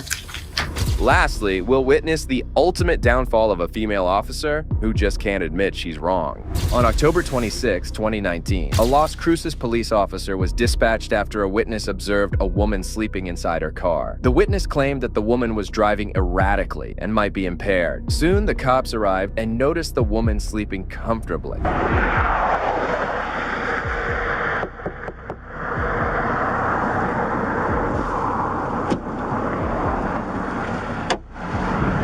Ma'am?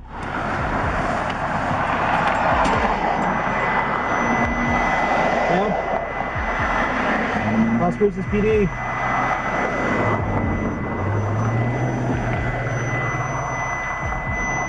Ma'am? Las Cruces PD. Can you wake up? Right now, let 950 know, let Central know that there is no male. There is a female passed on the passenger seat. Yeah.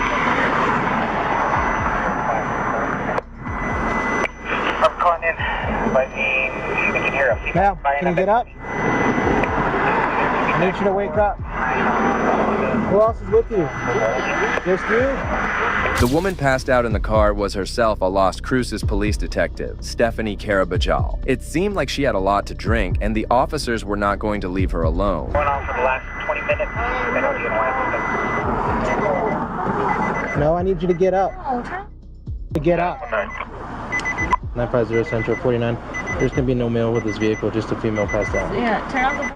No, get up now. Is this car up here? We're not sure. Get out of the vehicle. Go ahead and get out of the vehicle for me. I'm giving you a lawful order to step out of the vehicle. Do it now. Your own lawful order? Step out of the vehicle. Okay, stupid. Right here. Who else is with you? What do you mean? Who else is with me? Look in the car. Wait right there, ma'am. Wait right there. What are you talking about? Wait right there, ma'am. This is my own lawful order. Ma'am, just wait. Wait in the car. Wait in the car, please. Look in the fucking car. Wait in the car. That's what I'm asking you. Wait in the car. This is bullshit. Look in your own fucking order. You want to look in my fucking car? Steph, no, look in the car. Bullshit. Have a seat in the car. Okay, then have a seat in the car. Sit in the car. Go ahead. Go ahead. Instead of carrying out field sobriety tests and arresting her for DUI, the officers proceeded to contact New Mexico State Police, urging them to investigate this incident. Meanwhile, Detective Carabajal was relaxing in her truck.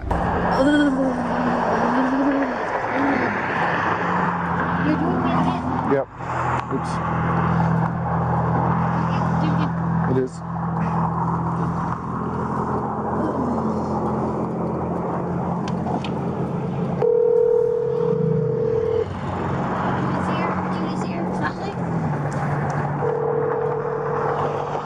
There's a clutch right here. You got it? Okay.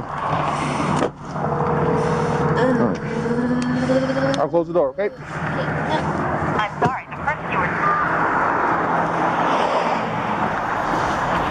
As the officers waited for the supervisor to arrive, one of them went over to the witness who had called the cops over to hear what had transpired originally. And I was going towards the movies, going on the highway, on the frontage. And I noticed these people were honking. I'm like, well, what are they honking at? And I looked to the right because she was in the. Regular unit or you need a? She was a white younger girl. And she looked like that. I know they. Like she was asleep? Yeah, and so I freaked out because. Was there anyone else in the truck with her? No. And so I started honking, and she had her window rolled down, and I was like, "Are you okay?" She's like, "Yeah." And then she went straight. When she said yeah, did she seem fine? No, she didn't. That's why I followed her. It seemed like the witness had done a great deed of following the drunk detective, else she might have caused some great harm to herself and the people on the road. Seeing her condition, she definitely should not be behind the wheel. And she turned to make a U-turn, but she was swerving. And I was like, you know what? She was not maintaining her lane? Yeah. I was like, I better call the cops in case she is intoxicated or. So you suspected she was driving drunk? And because I'm afraid that she's gonna end up killing herself. She's gonna kill somebody else, and I'm gonna be guilty for it. So she got on the freeway, on the highway, she went this way, and that's when I called 911, and I was following her, and then she's slowed down. She's going 10 miles per hour on the right lane, and people. How far was she going? 10 miles an hour, how long? When I was going, I don't know if she noticed me again that I was following her or what, and that's when she pulled, and then she stopped right there, and she got out of her vehicle, and I asked her again, "Are you okay?" She's like, "Yeah." And she went to the passenger side. So she went from the driver's to the passenger seat. Did she just scoot over inside, or did she get out of the vehicle? She got out of the vehicle. Okay. Yeah. What happened when she got out? The officers kept waiting for a supervisor to show up from the New Mexico State Police. However, the officers did have a point, as they didn't want any bias involved in the investigation. After 30 minutes of waiting, Deputy Chief Paul Brock arrived on the scene and confronted Detective Karabajal.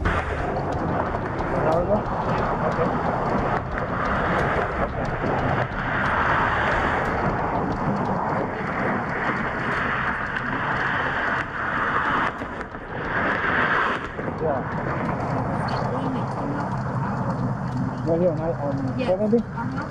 Was she in the right lane? Okay.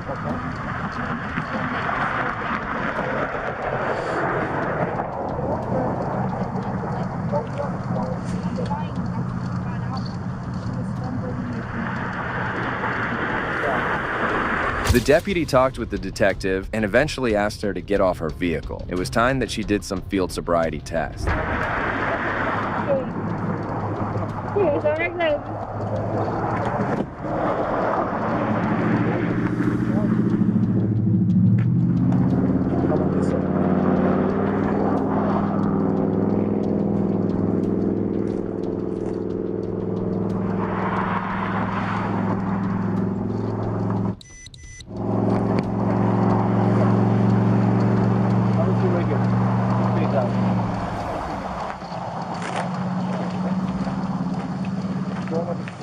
It's so cold. Can you please have my jacket? However, surprisingly, the detective refused to conduct the field sobriety tests, leaving the deputy with no choice but to proceed with the arrest. Okay,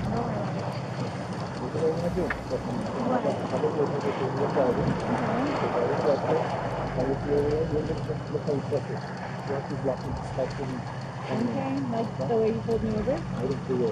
Okay. Are you going?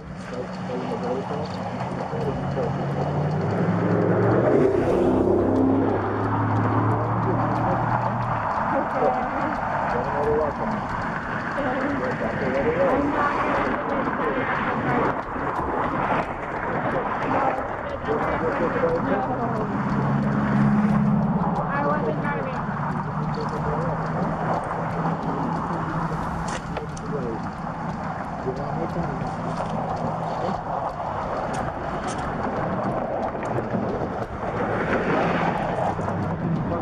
me and took me.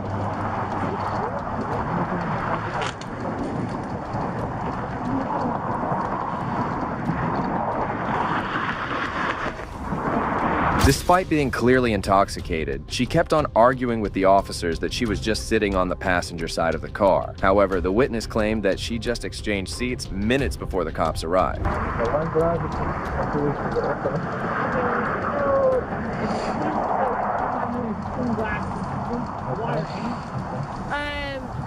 So you guys want to sit here and talk to me like I'm... What questions do you have? We're gonna play games, okay? No, what questions do you have? No, I don't have questions. So you're gonna arrest me for whatever you want. You already played in the arrest. As in the passenger seat of the fucking car, and you're gonna arrest me for DWI. Got it. Passenger seat of DWI. Got it.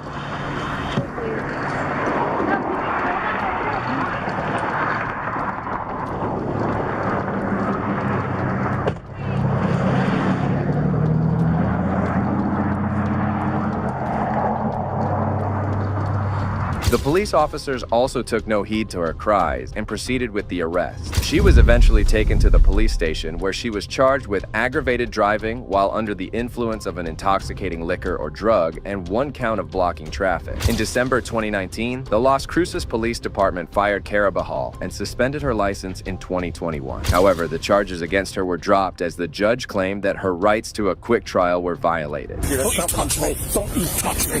Don't you touch me.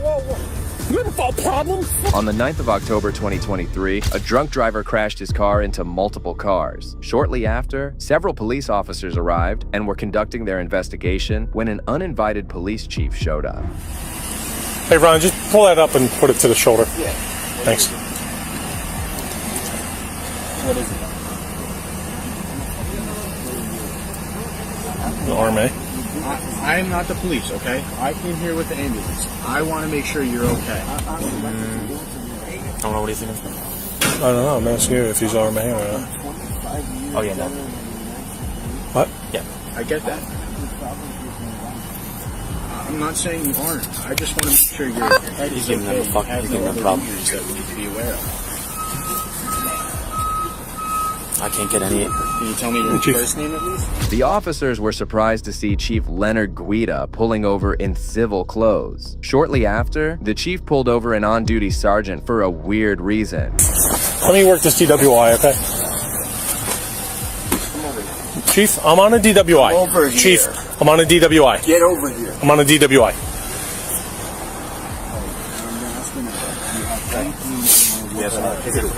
The chief kept calling the sergeant over who refused, claiming that he had a DWI to work on. However, the chief persisted and even used force only to learn the lesson of a lifetime. Chief, I'm working. I don't have time to argue about a jacket, okay? Don't you touch me. Don't you touch me. Don't you touch me. You have a problem? You grabbed me. What? Now get out of here before you get a problem. Take him, man. Take him. No, you're going to go in. Take him. Drunk again. Whose keys are these? They're mine. Get out of here. No. Chief, get out of here or you're going to get locked up. No. Chief, you're going to get locked up. You're grabbing me 3 times, leave me alone. You're obstructing my DWI. Billy, come over here. Let him go. The chief got embarrassed right in front of his juniors, but instead of learning his lesson and walking away, he persisted with his resentful demeanor and pulled over the sergeant once again. That's the first thing. Billy, I'm trying to get away from everybody. Shut up, because you're in trouble now. Stop, no, I'm not in stop. trouble. Stop, I'm not stop, trouble. stop. You're going to be in trouble. Stop, Billy. Chief, I'm working at DWI. I'm listening to you. Okay. Shut up. No. You're in trouble because this is the first thing. First of all, I was about to say to you, you stupid. I was about to say to you, what do you need OEM for? You're embarrassing me in front of the men about the jacket. No. That's neither here nor there. Okay. That's neither here nor there. Now we got a real fucking problem, Billy. Yeah, we do. I know. We do. All right, you're going to have to go inside. No, how about we do this? No. We go inside. Billy, you're going to have to go inside right now with me. Chief Guida had completely lost it, and it was evident that he was intoxicated way above the legal limit. However, he did something incredibly foolish right in the middle of a dangerous traffic stop. And we're in a serious collision. Billy, you're not doing anything when I'm on the scene, okay? You should know better than this, my friend. No. Listen to me. Grab me. No, I said You come over here. You're out of line. You grab me. It's on video. Billy. It's on video. I'm not going to argue with it. I have a crash Billy, to work. Billy. I have a job Billy, to do. You're okay? relieved. Billy, you're relieved. Okay. You're relieved. I'll go home. No. Billy, you have to understand something. You're relieved. Billy, you're relieved. Go home in the headquarters and wait for me. Yeah, so my crash. No, Billy, you're relieved. I have officers here, Billy, right here. They could get waffled because my car is blocking it. Billy, you're relieved. No, Chief. No, Billy. Please, Billy, don't. You're suspended, Billy. I'm suspended? Yes. Okay, then I'm suspended. I'm going home. Yes. The chief ended up suspending the sergeant for no apparent reason. This meant that he was cleared to go home, however. The chief kept on insisting that he follow him to the police station. Come here. I'm going home. We can't talk. I'm suspended. No. I'm suspended. I'm going home. And you're going to wait for me there. No, I'm not. I'm suspended. I'm going home. You're going to go in the headquarters and wait for me there. Let me work my crash. This is why I'm here. Billy, you're suspended. All right, if I'm suspended, then I'm not going to wait inside. Nothing more to say. No, Billy. You have to. Let me explain something to you. Billy, you're suspended. Okay. All right. Billy. Yes. Right now. Okay.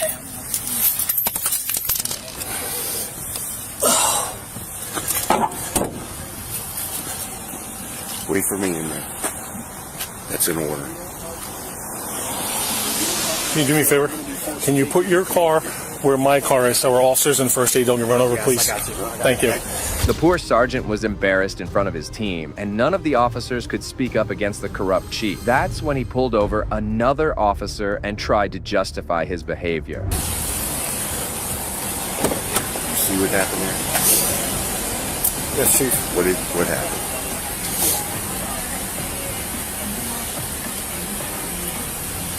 There's some type of exchange between you and Sergeant Major. Well, we're going to talk about that later. Everybody's got that. Billy's suspended. You really got this. What do you got here? What do you have? We're trying to figure that out, Chief. Go on, Billy. The sergeant returned to his vehicle and was trying to get away from the scene. However, the chief was still not done as he once again came to him. This time, the conversation was more personal. I mean, in there. Yes, you're going to meet me in there. Go and put the dog in right now. There's nowhere to put her. She's going to ruin things. Okay, we'll leave her in there.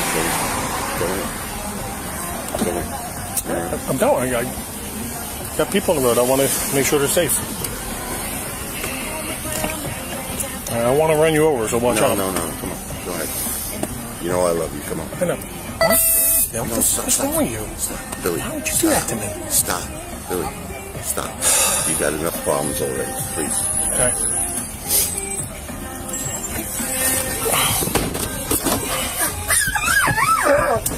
It appeared as if the officers knew each other personally. However, the sergeant drove away, forced to leave his traffic stop. On the other hand, this matter was immediately noticed by the Monmouth County Prosecutor's Office. An investigation started into the case, and Chief Guida was placed on administrative leave with pay. Just a day later, the chief announced his retirement, which occurred 6 months ahead of schedule. Well, if you think this was intense, the next blue-on-blue moment will leave you stunned. I work here. I work here. You fucking mouth. Get out of my On the 31st of May 2013, Officer Robert Dubois from the Bergen County Police Department was conducting a traffic stop on the shoulder of the road. However, as Officer Dubois was in plain clothes, a state trooper from the New Jersey State Police observed this and pulled over behind the traffic stop to approach and confront the officer.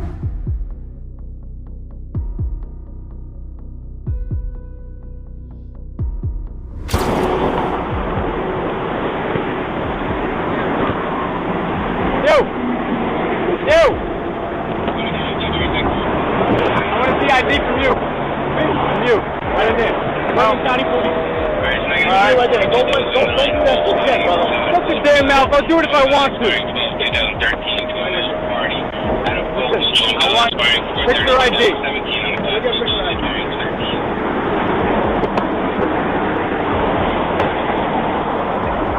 The state trooper went over to demand the officer's ID, which he refused to give. The trooper then proceeded to draw his handgun out, intimidating the officer. As expected, the officer didn't like this gesture. You better have a good fucking reason why you're whipping your fucking weapon on me. I do. I do. You had what? Armed robbery. You had armed robbery. I see what you got. I gotta back up.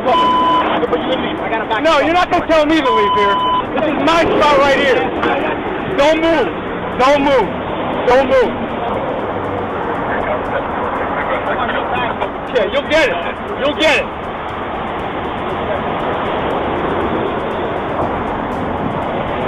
Alright. Okay. Yeah, alright. Yeah. Nah, you don't. Apparently you don't. I front. Why are you looking at me?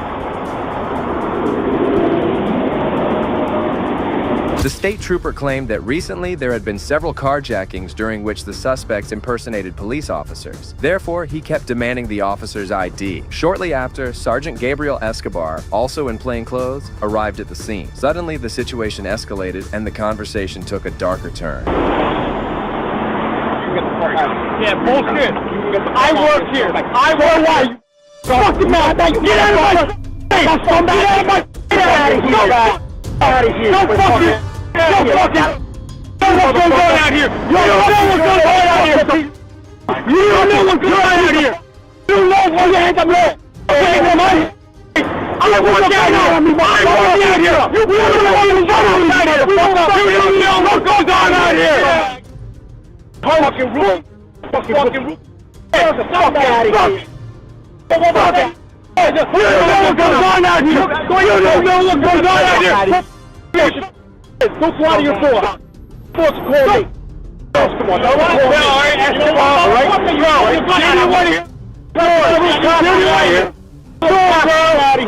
The tempers escalated and both the officers went back and forth with each other, filled with profanity. Things were about to get even worse as the trooper tried to explain the reason for pulling over. Yeah, costume.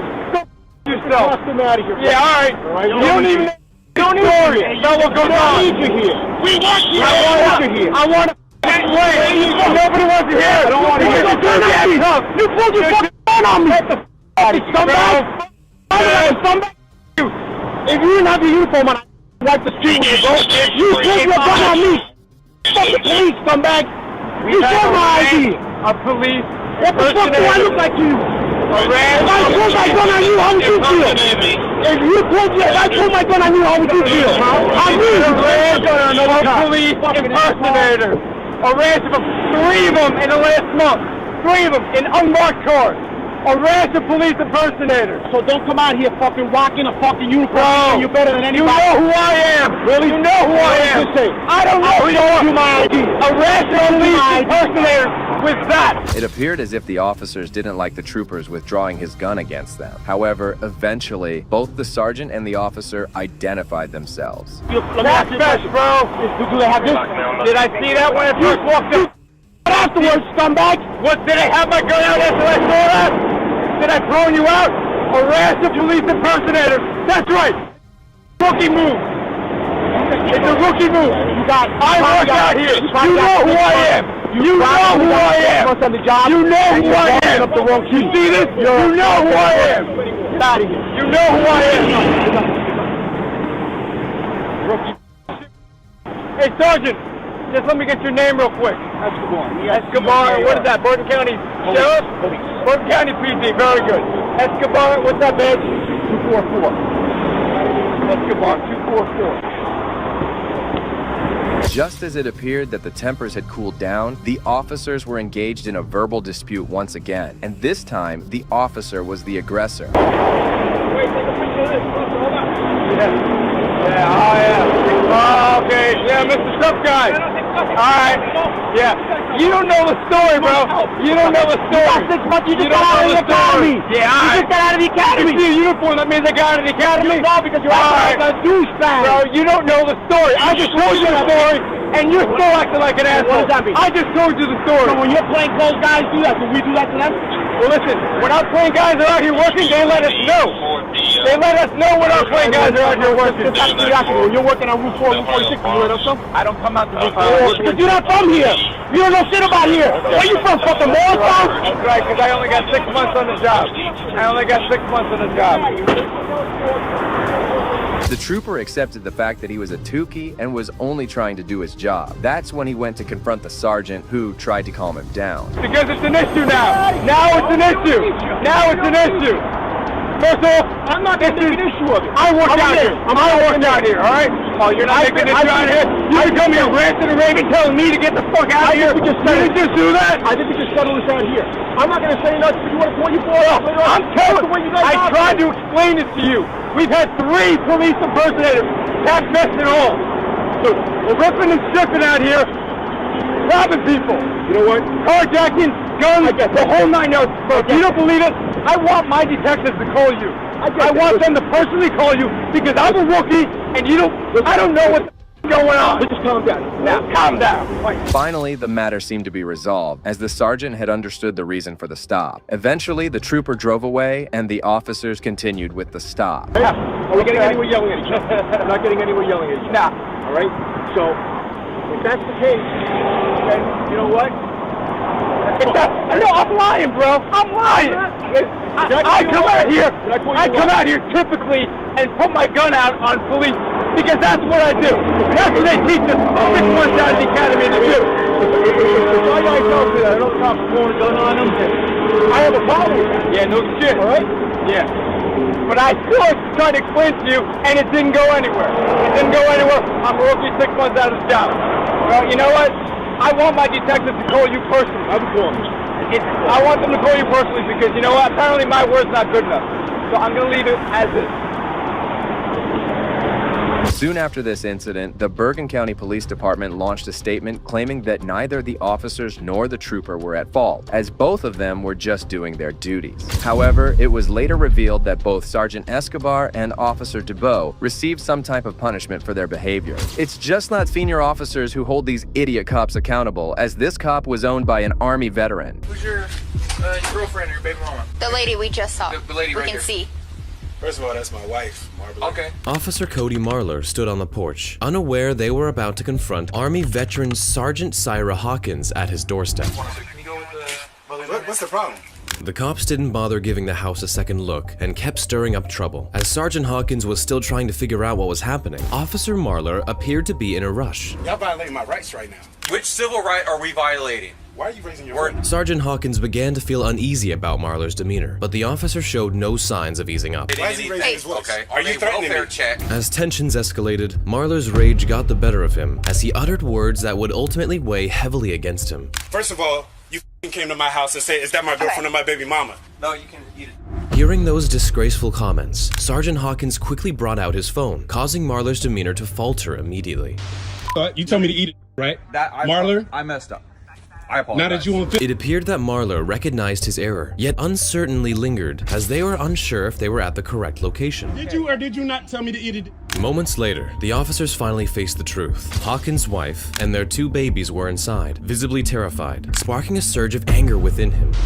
Are your children okay? Okay. Do they look okay, guy? Realizing the gravity of his mistake, Officer Marler faced just criticism and anger, leaving him with no choice but to retreat. I told you I did 9 years in the military. That's a Sergeant Hawkins. As Marler exited the house, Hawkins' focus shifted to the female officer, who had maintained a much more respectful demeanor throughout the altercation. Let me explain, because we may You said you told me to eat it? Finally, the female officer acknowledged their mistake, labeling all of this ordeal a miscommunication. So it may have been a miscommunication between North Bay and our dispatch. The female officer kept going back and forth before leaving the place altogether. However, this wasn't the end of this matter, as Officer Marler was fired from the police department days after the incident. Police Chief Aaron Roth even owned up to the mistake, issuing a sincere apology for his officer's blunder at the wrong address. Despite being fired from his job, Marler was hired by the Willits Police Department on November 17, 2022. But this wasn't the only time a corrupt cop was brought back to his place by his supervisor. This time, the reason was even more alarming. He's 14, so why is he detained? On January 14th, 2021, some Fuquay-Varina police officers approached 14-year-old Malcolm Ziegler in response to a call about a stolen dirt bike. Go and put your hands behind your back for me, okay? Malcolm did indeed own the bike, having legitimately purchased it from the thief. However, the officers were in no mood to listen to his explanation. Gosh, what did I do? Despite being only 14 years old, the teenager remained composed and attempted to reason with the officer, clearly puzzled by the arrest. Well, can I show you the bill of sale from where I bought it? Despite the fact that the boy was just a minor, the cop didn't bother to reach out to his parents and instead proceeded with the arrest. How old are you? Okay. Moments later, a concerned neighbor witnessed the situation and did a huge favor to Malcolm. Can you ring the doorbell and tell my dad to get that bill of sale somewhere in the house? After a while, another neighbor came in trying to help, but it seemed like the officer had already made up his mind. Get my dad. He's in the house. Just ring the doorbell. As the officer was busy trying to put him inside the car, one good officer knocked down on his home and summoned his dad, who came out extremely distressed. What is the guy's name that sold you the bike? I think it's like Tony or something. He only had a brief stay outside as he quickly went back, trying to locate the bill of sale. A few minutes later, Malcolm's dad returned, holding a plethora of documents, but the most important piece of paper was still missing. These are ones he just filled out. Okay. Because he was going to sell it. Malcolm's patience was wearing thin, and he was finding ways to escape this troubling situation. Do you need the dude's phone number that I bought it from? So I can give you his phone. Just hold off on that for right now, okay? And we'll move forward with that in a little bit. Rather than easing tensions and freeing Malcolm from his handcuffs, the officer took an entirely unnecessary course of action. Yeah. So if you just go put your legs in for me for a second.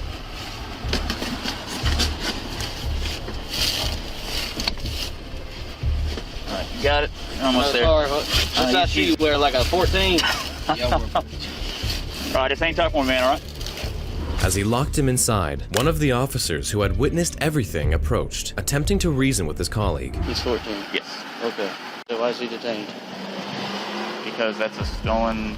The arresting officer wasn't clear with his intentions, and the other officer kept pressing him with more questions. Obviously he's a juvenile, right? Yeah. Finally, the officer clarified to him that he had made the wrong decision to arrest him. Ain't no sense having him sit in the car with handcuffs on. The cop was left with no choice but to rectify his mistake. The officers kept going back and forth with each other until they reached a common ground. But you wouldn't end up filing the petition.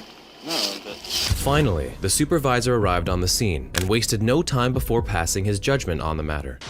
We're gonna take the handcuffs off. Yeah. Malcolm was finally freed from the handcuffs after his father produced a bill of sale. Malcolm was illegally detained, and his family expressed their concerns, demanding that the officer be held accountable and charged for his misconduct. Meanwhile, the Fuquay-Varina Police Department claimed that they are pursuing an internal investigation into the case. However, that's not the last time an officer was immediately rectified by his boss. This time, he even did a walk of shame.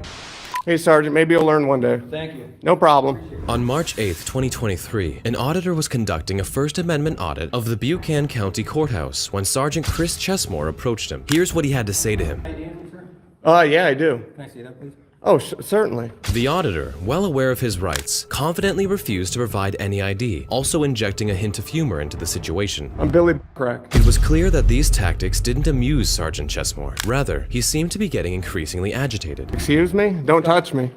Touch you? Yeah, you just did. You just bumped me. Why? For what? What did I do wrong? You were told to leave by me. For what? What crime? Let's go. What crime did I do? I'm here to get papers. The auditor knew his rights and refused to surrender to the sergeant's unlawful orders. This ain't Russia. Seeing the auditor not moving an inch, the sergeant opted to return, this time accompanied by another officer. You work for me. No. You work for the people. Do you live in Buchanan County? It's none of your business. The auditor absolutely owned the sergeant, and just when the other officer attempted to intervene sneakily, he ended up being swiftly shut down. What's so funny, little boy? What's the First Amendment? The auditor wasn't going to be intimidated so easily. Instead, he delivered a stern warning to the officers. You want to be a little tyrant? Hey, get out of the public building. I haven't. Hey, he went upstairs. Yeah, because you're not going to, and if you do, guess what? We'll have fun in court. Once more, the auditor cracked a sudden joke, and predictably, the sergeant didn't seem to appreciate it in the slightest. Not enough testosterone? The sergeant persisted with his questions, prompting the auditor to deliver a much-needed lesson on the First Amendment. Imagine swearing an oath to the Constitution yet you don't know. The sergeant and the auditor engaged in a continuous back-and-forth exchange before the supervisor arrived, at which point the auditor began recounting the events that had transpired. He needs educated. This is disgusting, what he's doing. Meanwhile, the young officer tried to assert something, only to be promptly silenced. Is this your first day on the job? I mean, come on. Captain, you accept this behavior? Finally, the moment of truth arrived, and the captain sided with the auditor, leaving the sergeant feeling defeated. So you have no problem? No. Exactly. But what happens when a junior officer holds a senior officer accountable after they have broken the law? Just like this police chief who learned his lesson. Say hello, was that illegal?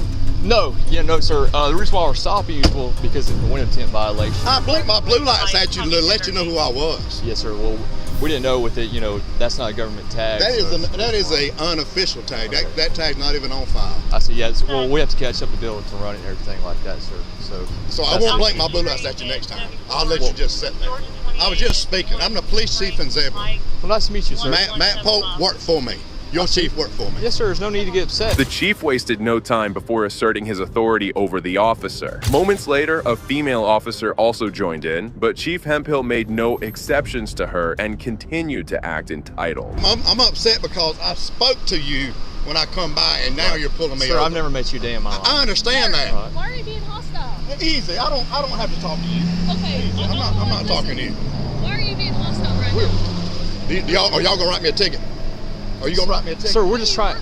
I'm the police chief in Zebra. Do you wanna write me a ticket? Why are you coming up to me like that? I'm doing my job, right?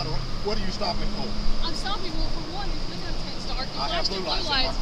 Okay, you know how many officers have blue lights? Are you writing me a ticket? Yes or no? I'm conducting my investigation. Are you writing me a ticket? I'm fixing to leave. Do you have your driver's license? Sure, I have my driver's license. Literally. I have my driver's license. I'm fixing to make it a whole lot more. Your boss worked. 11:11. I'm out here with Illinois. The female officer remained resolute in her duty, claiming that she makes no exceptions to the law. The chief, however, seemed to be too hung up on power and seemed to believe he was above the law. Okay, so 2001 Dodge Ram truck, black in color, to Machine Construction Company out of Losersville. Registration showed expired, valid insurance, negative 99. Just confirming, Bravo Frank Mike 1175 BFM 1175. Yeah, that's right. As I was explaining. I don't want to hear anything from you. Okay. You let her do her job. 28 returns to a 2001 Dodge Ram truck, black in color, to Machine Construction Company. The chief was getting angry without any reason, despite the officers maintaining their composure and treating him with respect. He went over to sit in his car, and the officer went back trying to calm him down, but the chief was about to go on another power trip. Yeah. What? She's about bringing your driver's license back up. That's fine. Yeah. First, when we ran the tag, it came back to like a Dodge Ram, so we're just confirming it's not. Yes, sir. It's a ghost tag. Yes, sir. We're making sure. Yes, sir. Yeah, we're just. You must have run it wrong. You must have run it wrong because you want to come back to a Dodge Ram. We were confirmed it. They let us know and everything. So it's still coming back to a Dodge Ram now? Sir, can I ask why you're so upset? Is it still coming back to a Dodge Ram now? No, we got it fixed. Why are you so upset? No, you didn't fix it. Is it still coming back to a Dodge Ram right now? No, it came back 9 on 5. That's right, because you run it wrong. Sir. Somebody run it wrong. Either you did or they did. We're about to get the information. Okay, I got your chief on the phone right now. That's fine. That's fine. That's fine. Hemphill then tried to intimidate the officers, claiming that he had their chief on the phone. The officers at this point could do nothing but be shocked by the level of entitlement and ignorance shown by the chief. Please. I appreciate your service. I appreciate your service. All right. I'm just saying, I spoke to you guys. I didn't have to do that. I could have eased on by y'all. I appreciate the job y'all out here doing. Chief. I'm trying to be respectful with you. I understand that. I understand. I'm not raising my voice and nothing at you, right? I understand. All right, let's. But I'm trying to tell you, the only okay? thing I done wrong was spoke. Y'all never would have pulled me over if I hadn't flicked my blue lights. No, sir. No, we were going to pull you. Actually, I'm not going to lie to you. I'm telling you straight up. Okay. Okay. All right. But like I said, there's people out here impersonating police officer with blue lights. Or you threw my license. She threw my license. If she is getting them for me. She'll bring it to you, sir. Okay, well that's fine. I'm just trying to. I'm trying to talk with you. I don't want to talk anymore about it. All righty.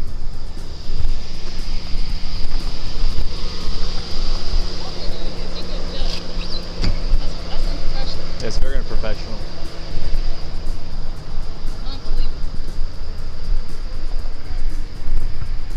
The The chief was soon let go, but the incident went viral online, receiving severe criticism across the board. That's when a third-party independent organization was called in to investigate the chief's actions. After the investigation, Jonathan Hemphill was given an oral reprimand and was asked to attend post-training related to anger and de-escalation. Well, surprisingly, that's not the only time a police chief was pulled over for a traffic violation. Really? On June 20th, 2023, a Henry County police officer was on his usual patrol route when he observed a person going 96 miles per hour in a 35 miles per hour zone. However, when the officer approached the car, he was in for a surprise.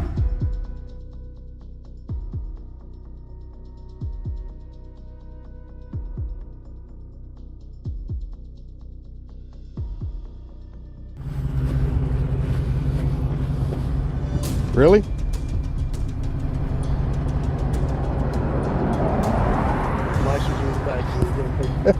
Yeah.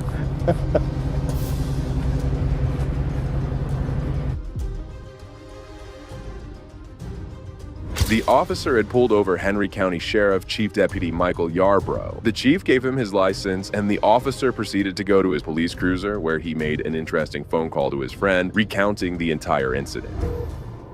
Hello? Guess who I just pulled over? Who? Yarbrough. Really? Yeah, the chief deputy driving a Dodge Charger, a souped-up Dodge Charger. It belongs to the sheriff's office. I just clocked this at 96 in a 35. What was the issue? I mean, why is he speeding? No reason. He's in an unmarked car. He just got a high horsepower car and decided he wanted to play. It's your traffic stop. You do what you think you should do. I mean, I'm not telling you one way or the other. You do a 96 and a 35. Okay. Well, you know I don't care for him, so I'm gonna ride his. Well, the officer did indeed write him a speeding ticket and handed it to him. Remarkably, the chief owned up to his mistake and didn't try to escalate the situation or leverage his position to evade accountability. Sir, here's your ID back. This is your copy of the citation. If you would sign right here. It's got a court date, time it's a must appear. Yes, sir.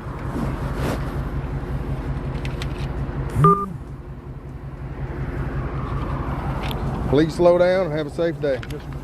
After receiving the ticket, Yarbrough was suspended for 40 hours without pay for the severity of the traffic citation. However, every police interaction doesn't go as smoothly as the previous one. Let me tell you something. You go to slow the damn, your job to slow the traffic down.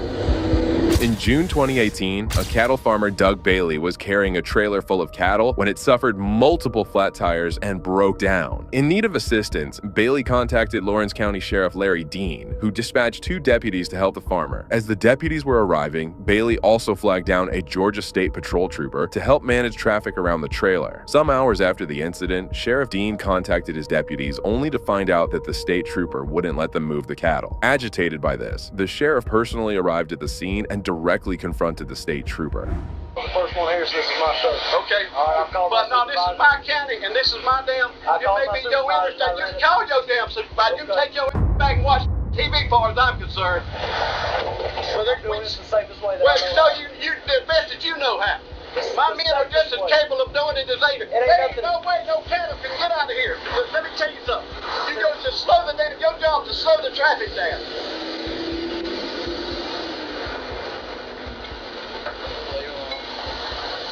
The farmer later explained how hot it was, and it was being really difficult for the cattle to be in this condition. The sheriff's anger wasn't coming down, as he continued to fume at the trooper. There ain't no difference in backing that trailer. There ain't no difference in bringing a damn wrecker out here and got to turn around. There's no way these cattle could have got back on this interstate.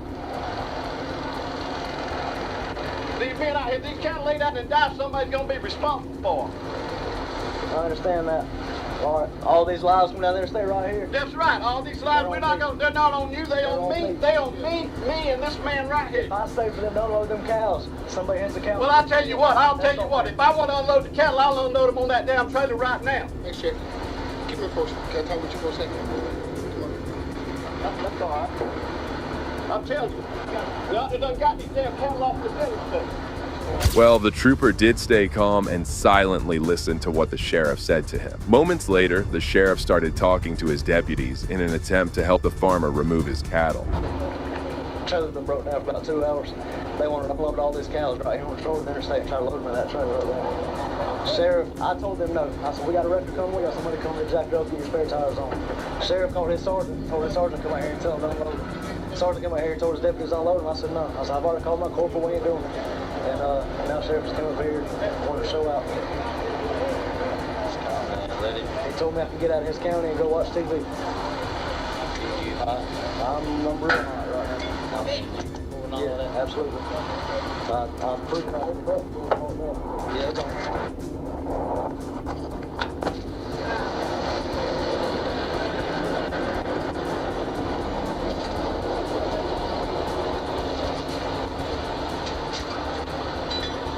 As the sheriff got to the scene, the state trooper started to get away. He also called his supervisor to complain about what was happening.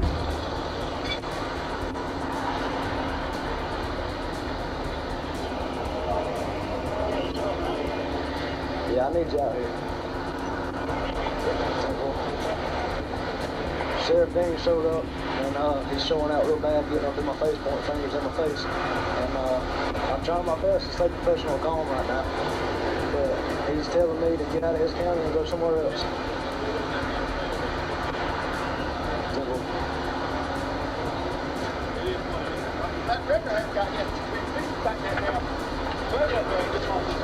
Eventually, the situation did calm down, and Bailey was able to get his cattle back to his farm. However, 5 of his cows died the next morning from heat and stress, resulting in a loss of $3,000 for him. Sheriff Dean, on the other hand, claimed that he met with the state trooper and apologized about the entire incident and the language he used. The actions of the sheriff pales out in front of the confrontation these 2 police officers had between them. Shut your mouth! You don't talk to me like that! I'm not your boy! Talk to you, boy! You a thank you! On June 24th, 2022, Sergeant James from the Hiawassee Police Department was out patrolling when he saw a driver speeding and driving recklessly. Soon, the sergeant activated his sirens and pulled the guy over. Good evening. How are you doing well, and yourself? I'm doing all right. What's your hurry? You're very recklessly from the city all the way here, man. In and out of traffic, not using turn signal. Man, I watched you. It took me this long to catch up to you. I'm sorry. You were 70 plus. I didn't think I was that bad. I checked you at 65. I'm sorry. What's your hurry? I gotta get my medication. You gonna try to kill people over medication? No, well, it helps with my anxiety. If that car in front of you would have slammed on brakes, you would have caused a wreck right here.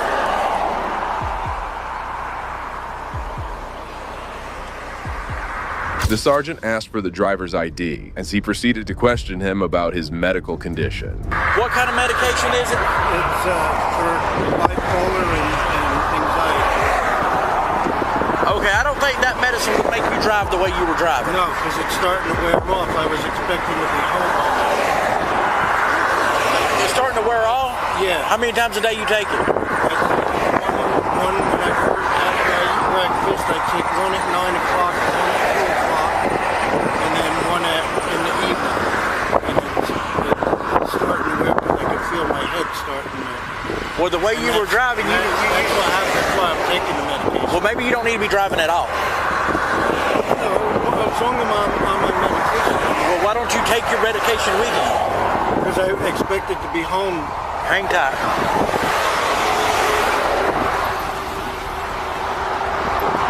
The sergeant returned to his police cruiser, where he wrote a speeding ticket and went over to give it to the driver. However, just as he was about to leave the scene, Sheriff Ken Henderson attempted to talk to the driver, thus purposely interfering with his traffic stop. Agitated by this, the sergeant went over to confront him, leading to a massive brawl.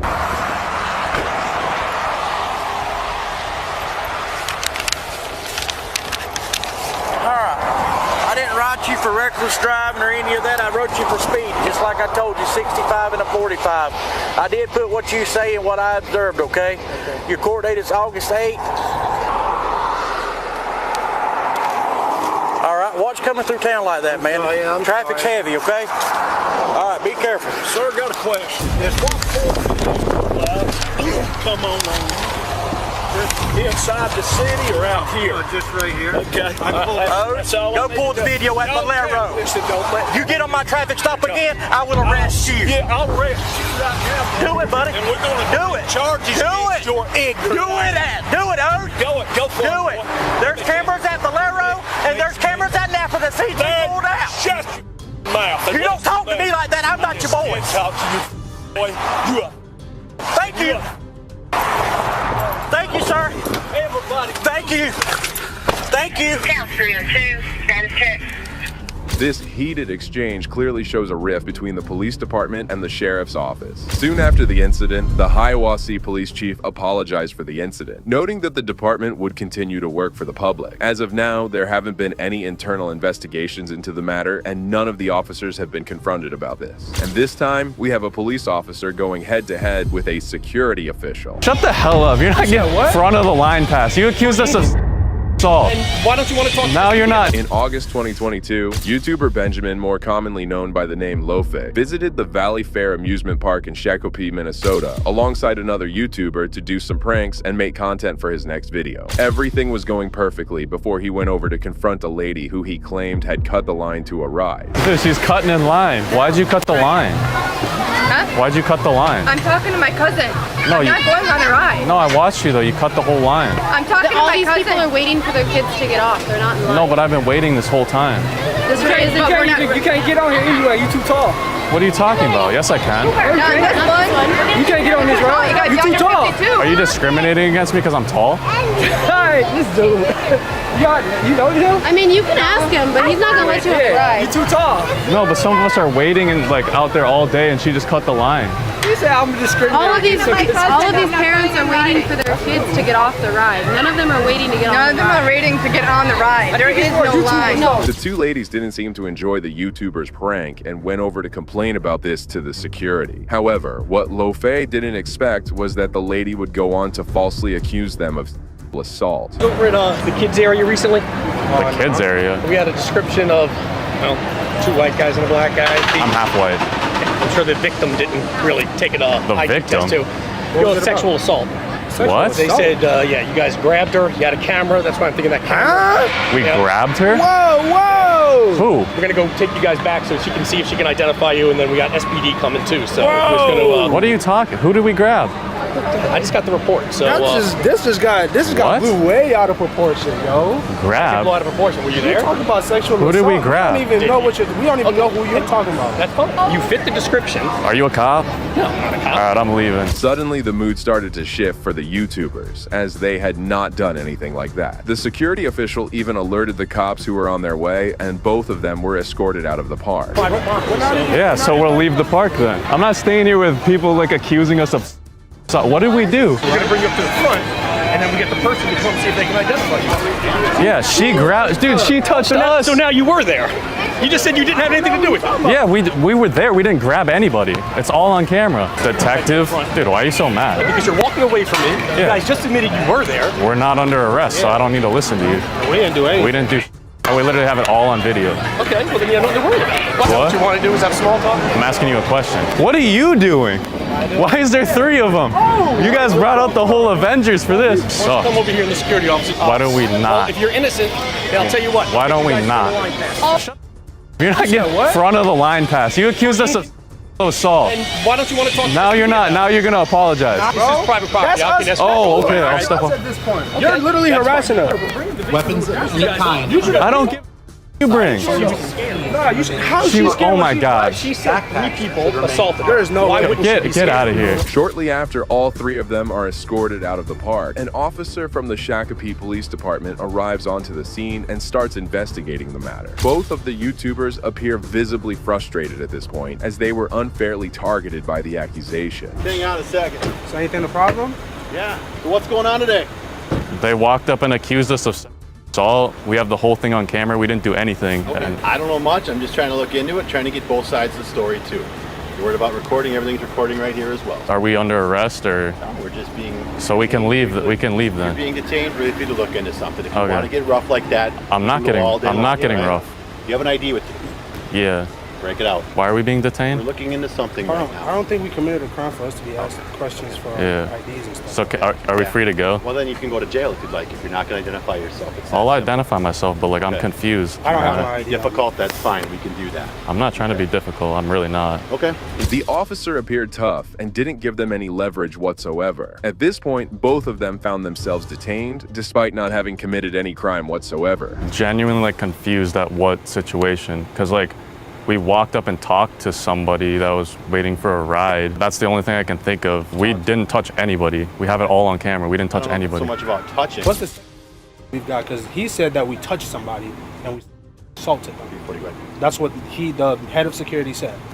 And we did not put hands on anybody. Again, I'm coming into this at the end here trying to sort it out and figure out all what's going on. Yeah. Not trying to accuse anybody of anything, but I'm merely going off of what I'm told. I'm glad you didn't even say the words and stuff, but that other guy, the way he approached us was just not, it was not okay. So in your guys' eyes, nothing happened. No. Nothing. How about him? I know he's got earbuds in and he's deaf, allegedly you said. Can we get your attention? Is he really deaf or is he just playing that? He's like partially deaf. It's hard for him to hear. It's what he said. I was like, it's not an inconvenience. It's literally like a big deal. You don't accuse someone. Because like, look at where this led us. Like they called you guys and like. You could have been off doing something better. Actually. You got more important right? To this gentleman here for a second. You guys. He wasn't even there. I don't even know what He's relaying information. All right, just be patient. Dude, he's like smiling. Guys, I hope I don't go to jail.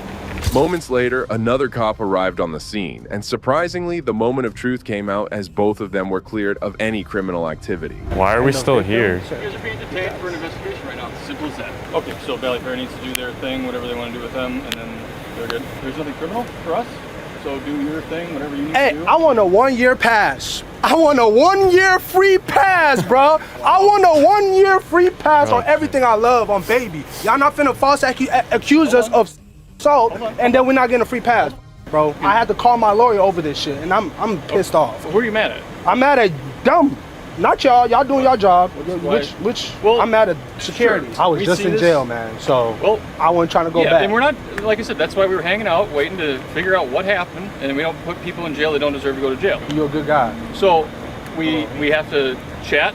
Can I give you a hug? No, man. This is my homie right here. 676,000 subscribers. I gotta get you a shirt, bro. I'm just starting up, so I didn't want to. Bro, you need to stop talking. As both of them were cleared of any misconduct, which they clearly never did in the first place, the park still had the audacity to trespass them. Add it to the list, man. I don't care about being trespassed, bro. I'm not coming back here. Yeah, so this has the worst customer service and security I've ever seen. Appreciate you for really doing your job. You're fair on both sides. It's big in the black and white, so I understand that you're aware of that.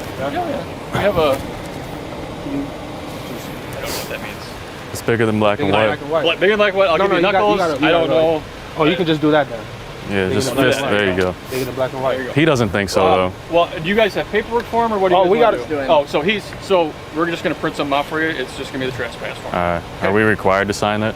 I don't think we do. Can I take a picture with you guys? Or if I do come back. That would be a cold picture for Instagram. He's got to be in it too. They seem like the guys that didn't pass the police academy. I can't speak for them, but like you know that failed the police academy. Reserved. Hell yeah. Bigger than black and white, guys. Yeah, absolutely. And I got a paperwork for you. Trespass for a year. All right, add it to the list. For a year. Trespass for a year. All right, guys. For us, guys? Nah, that's it for me. Nothing criminal. Nothing criminal? Appreciate you guys. I told you, security, whatever his name was. Thank you, man. You guys have a good rest of the day. Yeah, you have a good one. I know you're not deaf. You know what, honestly though?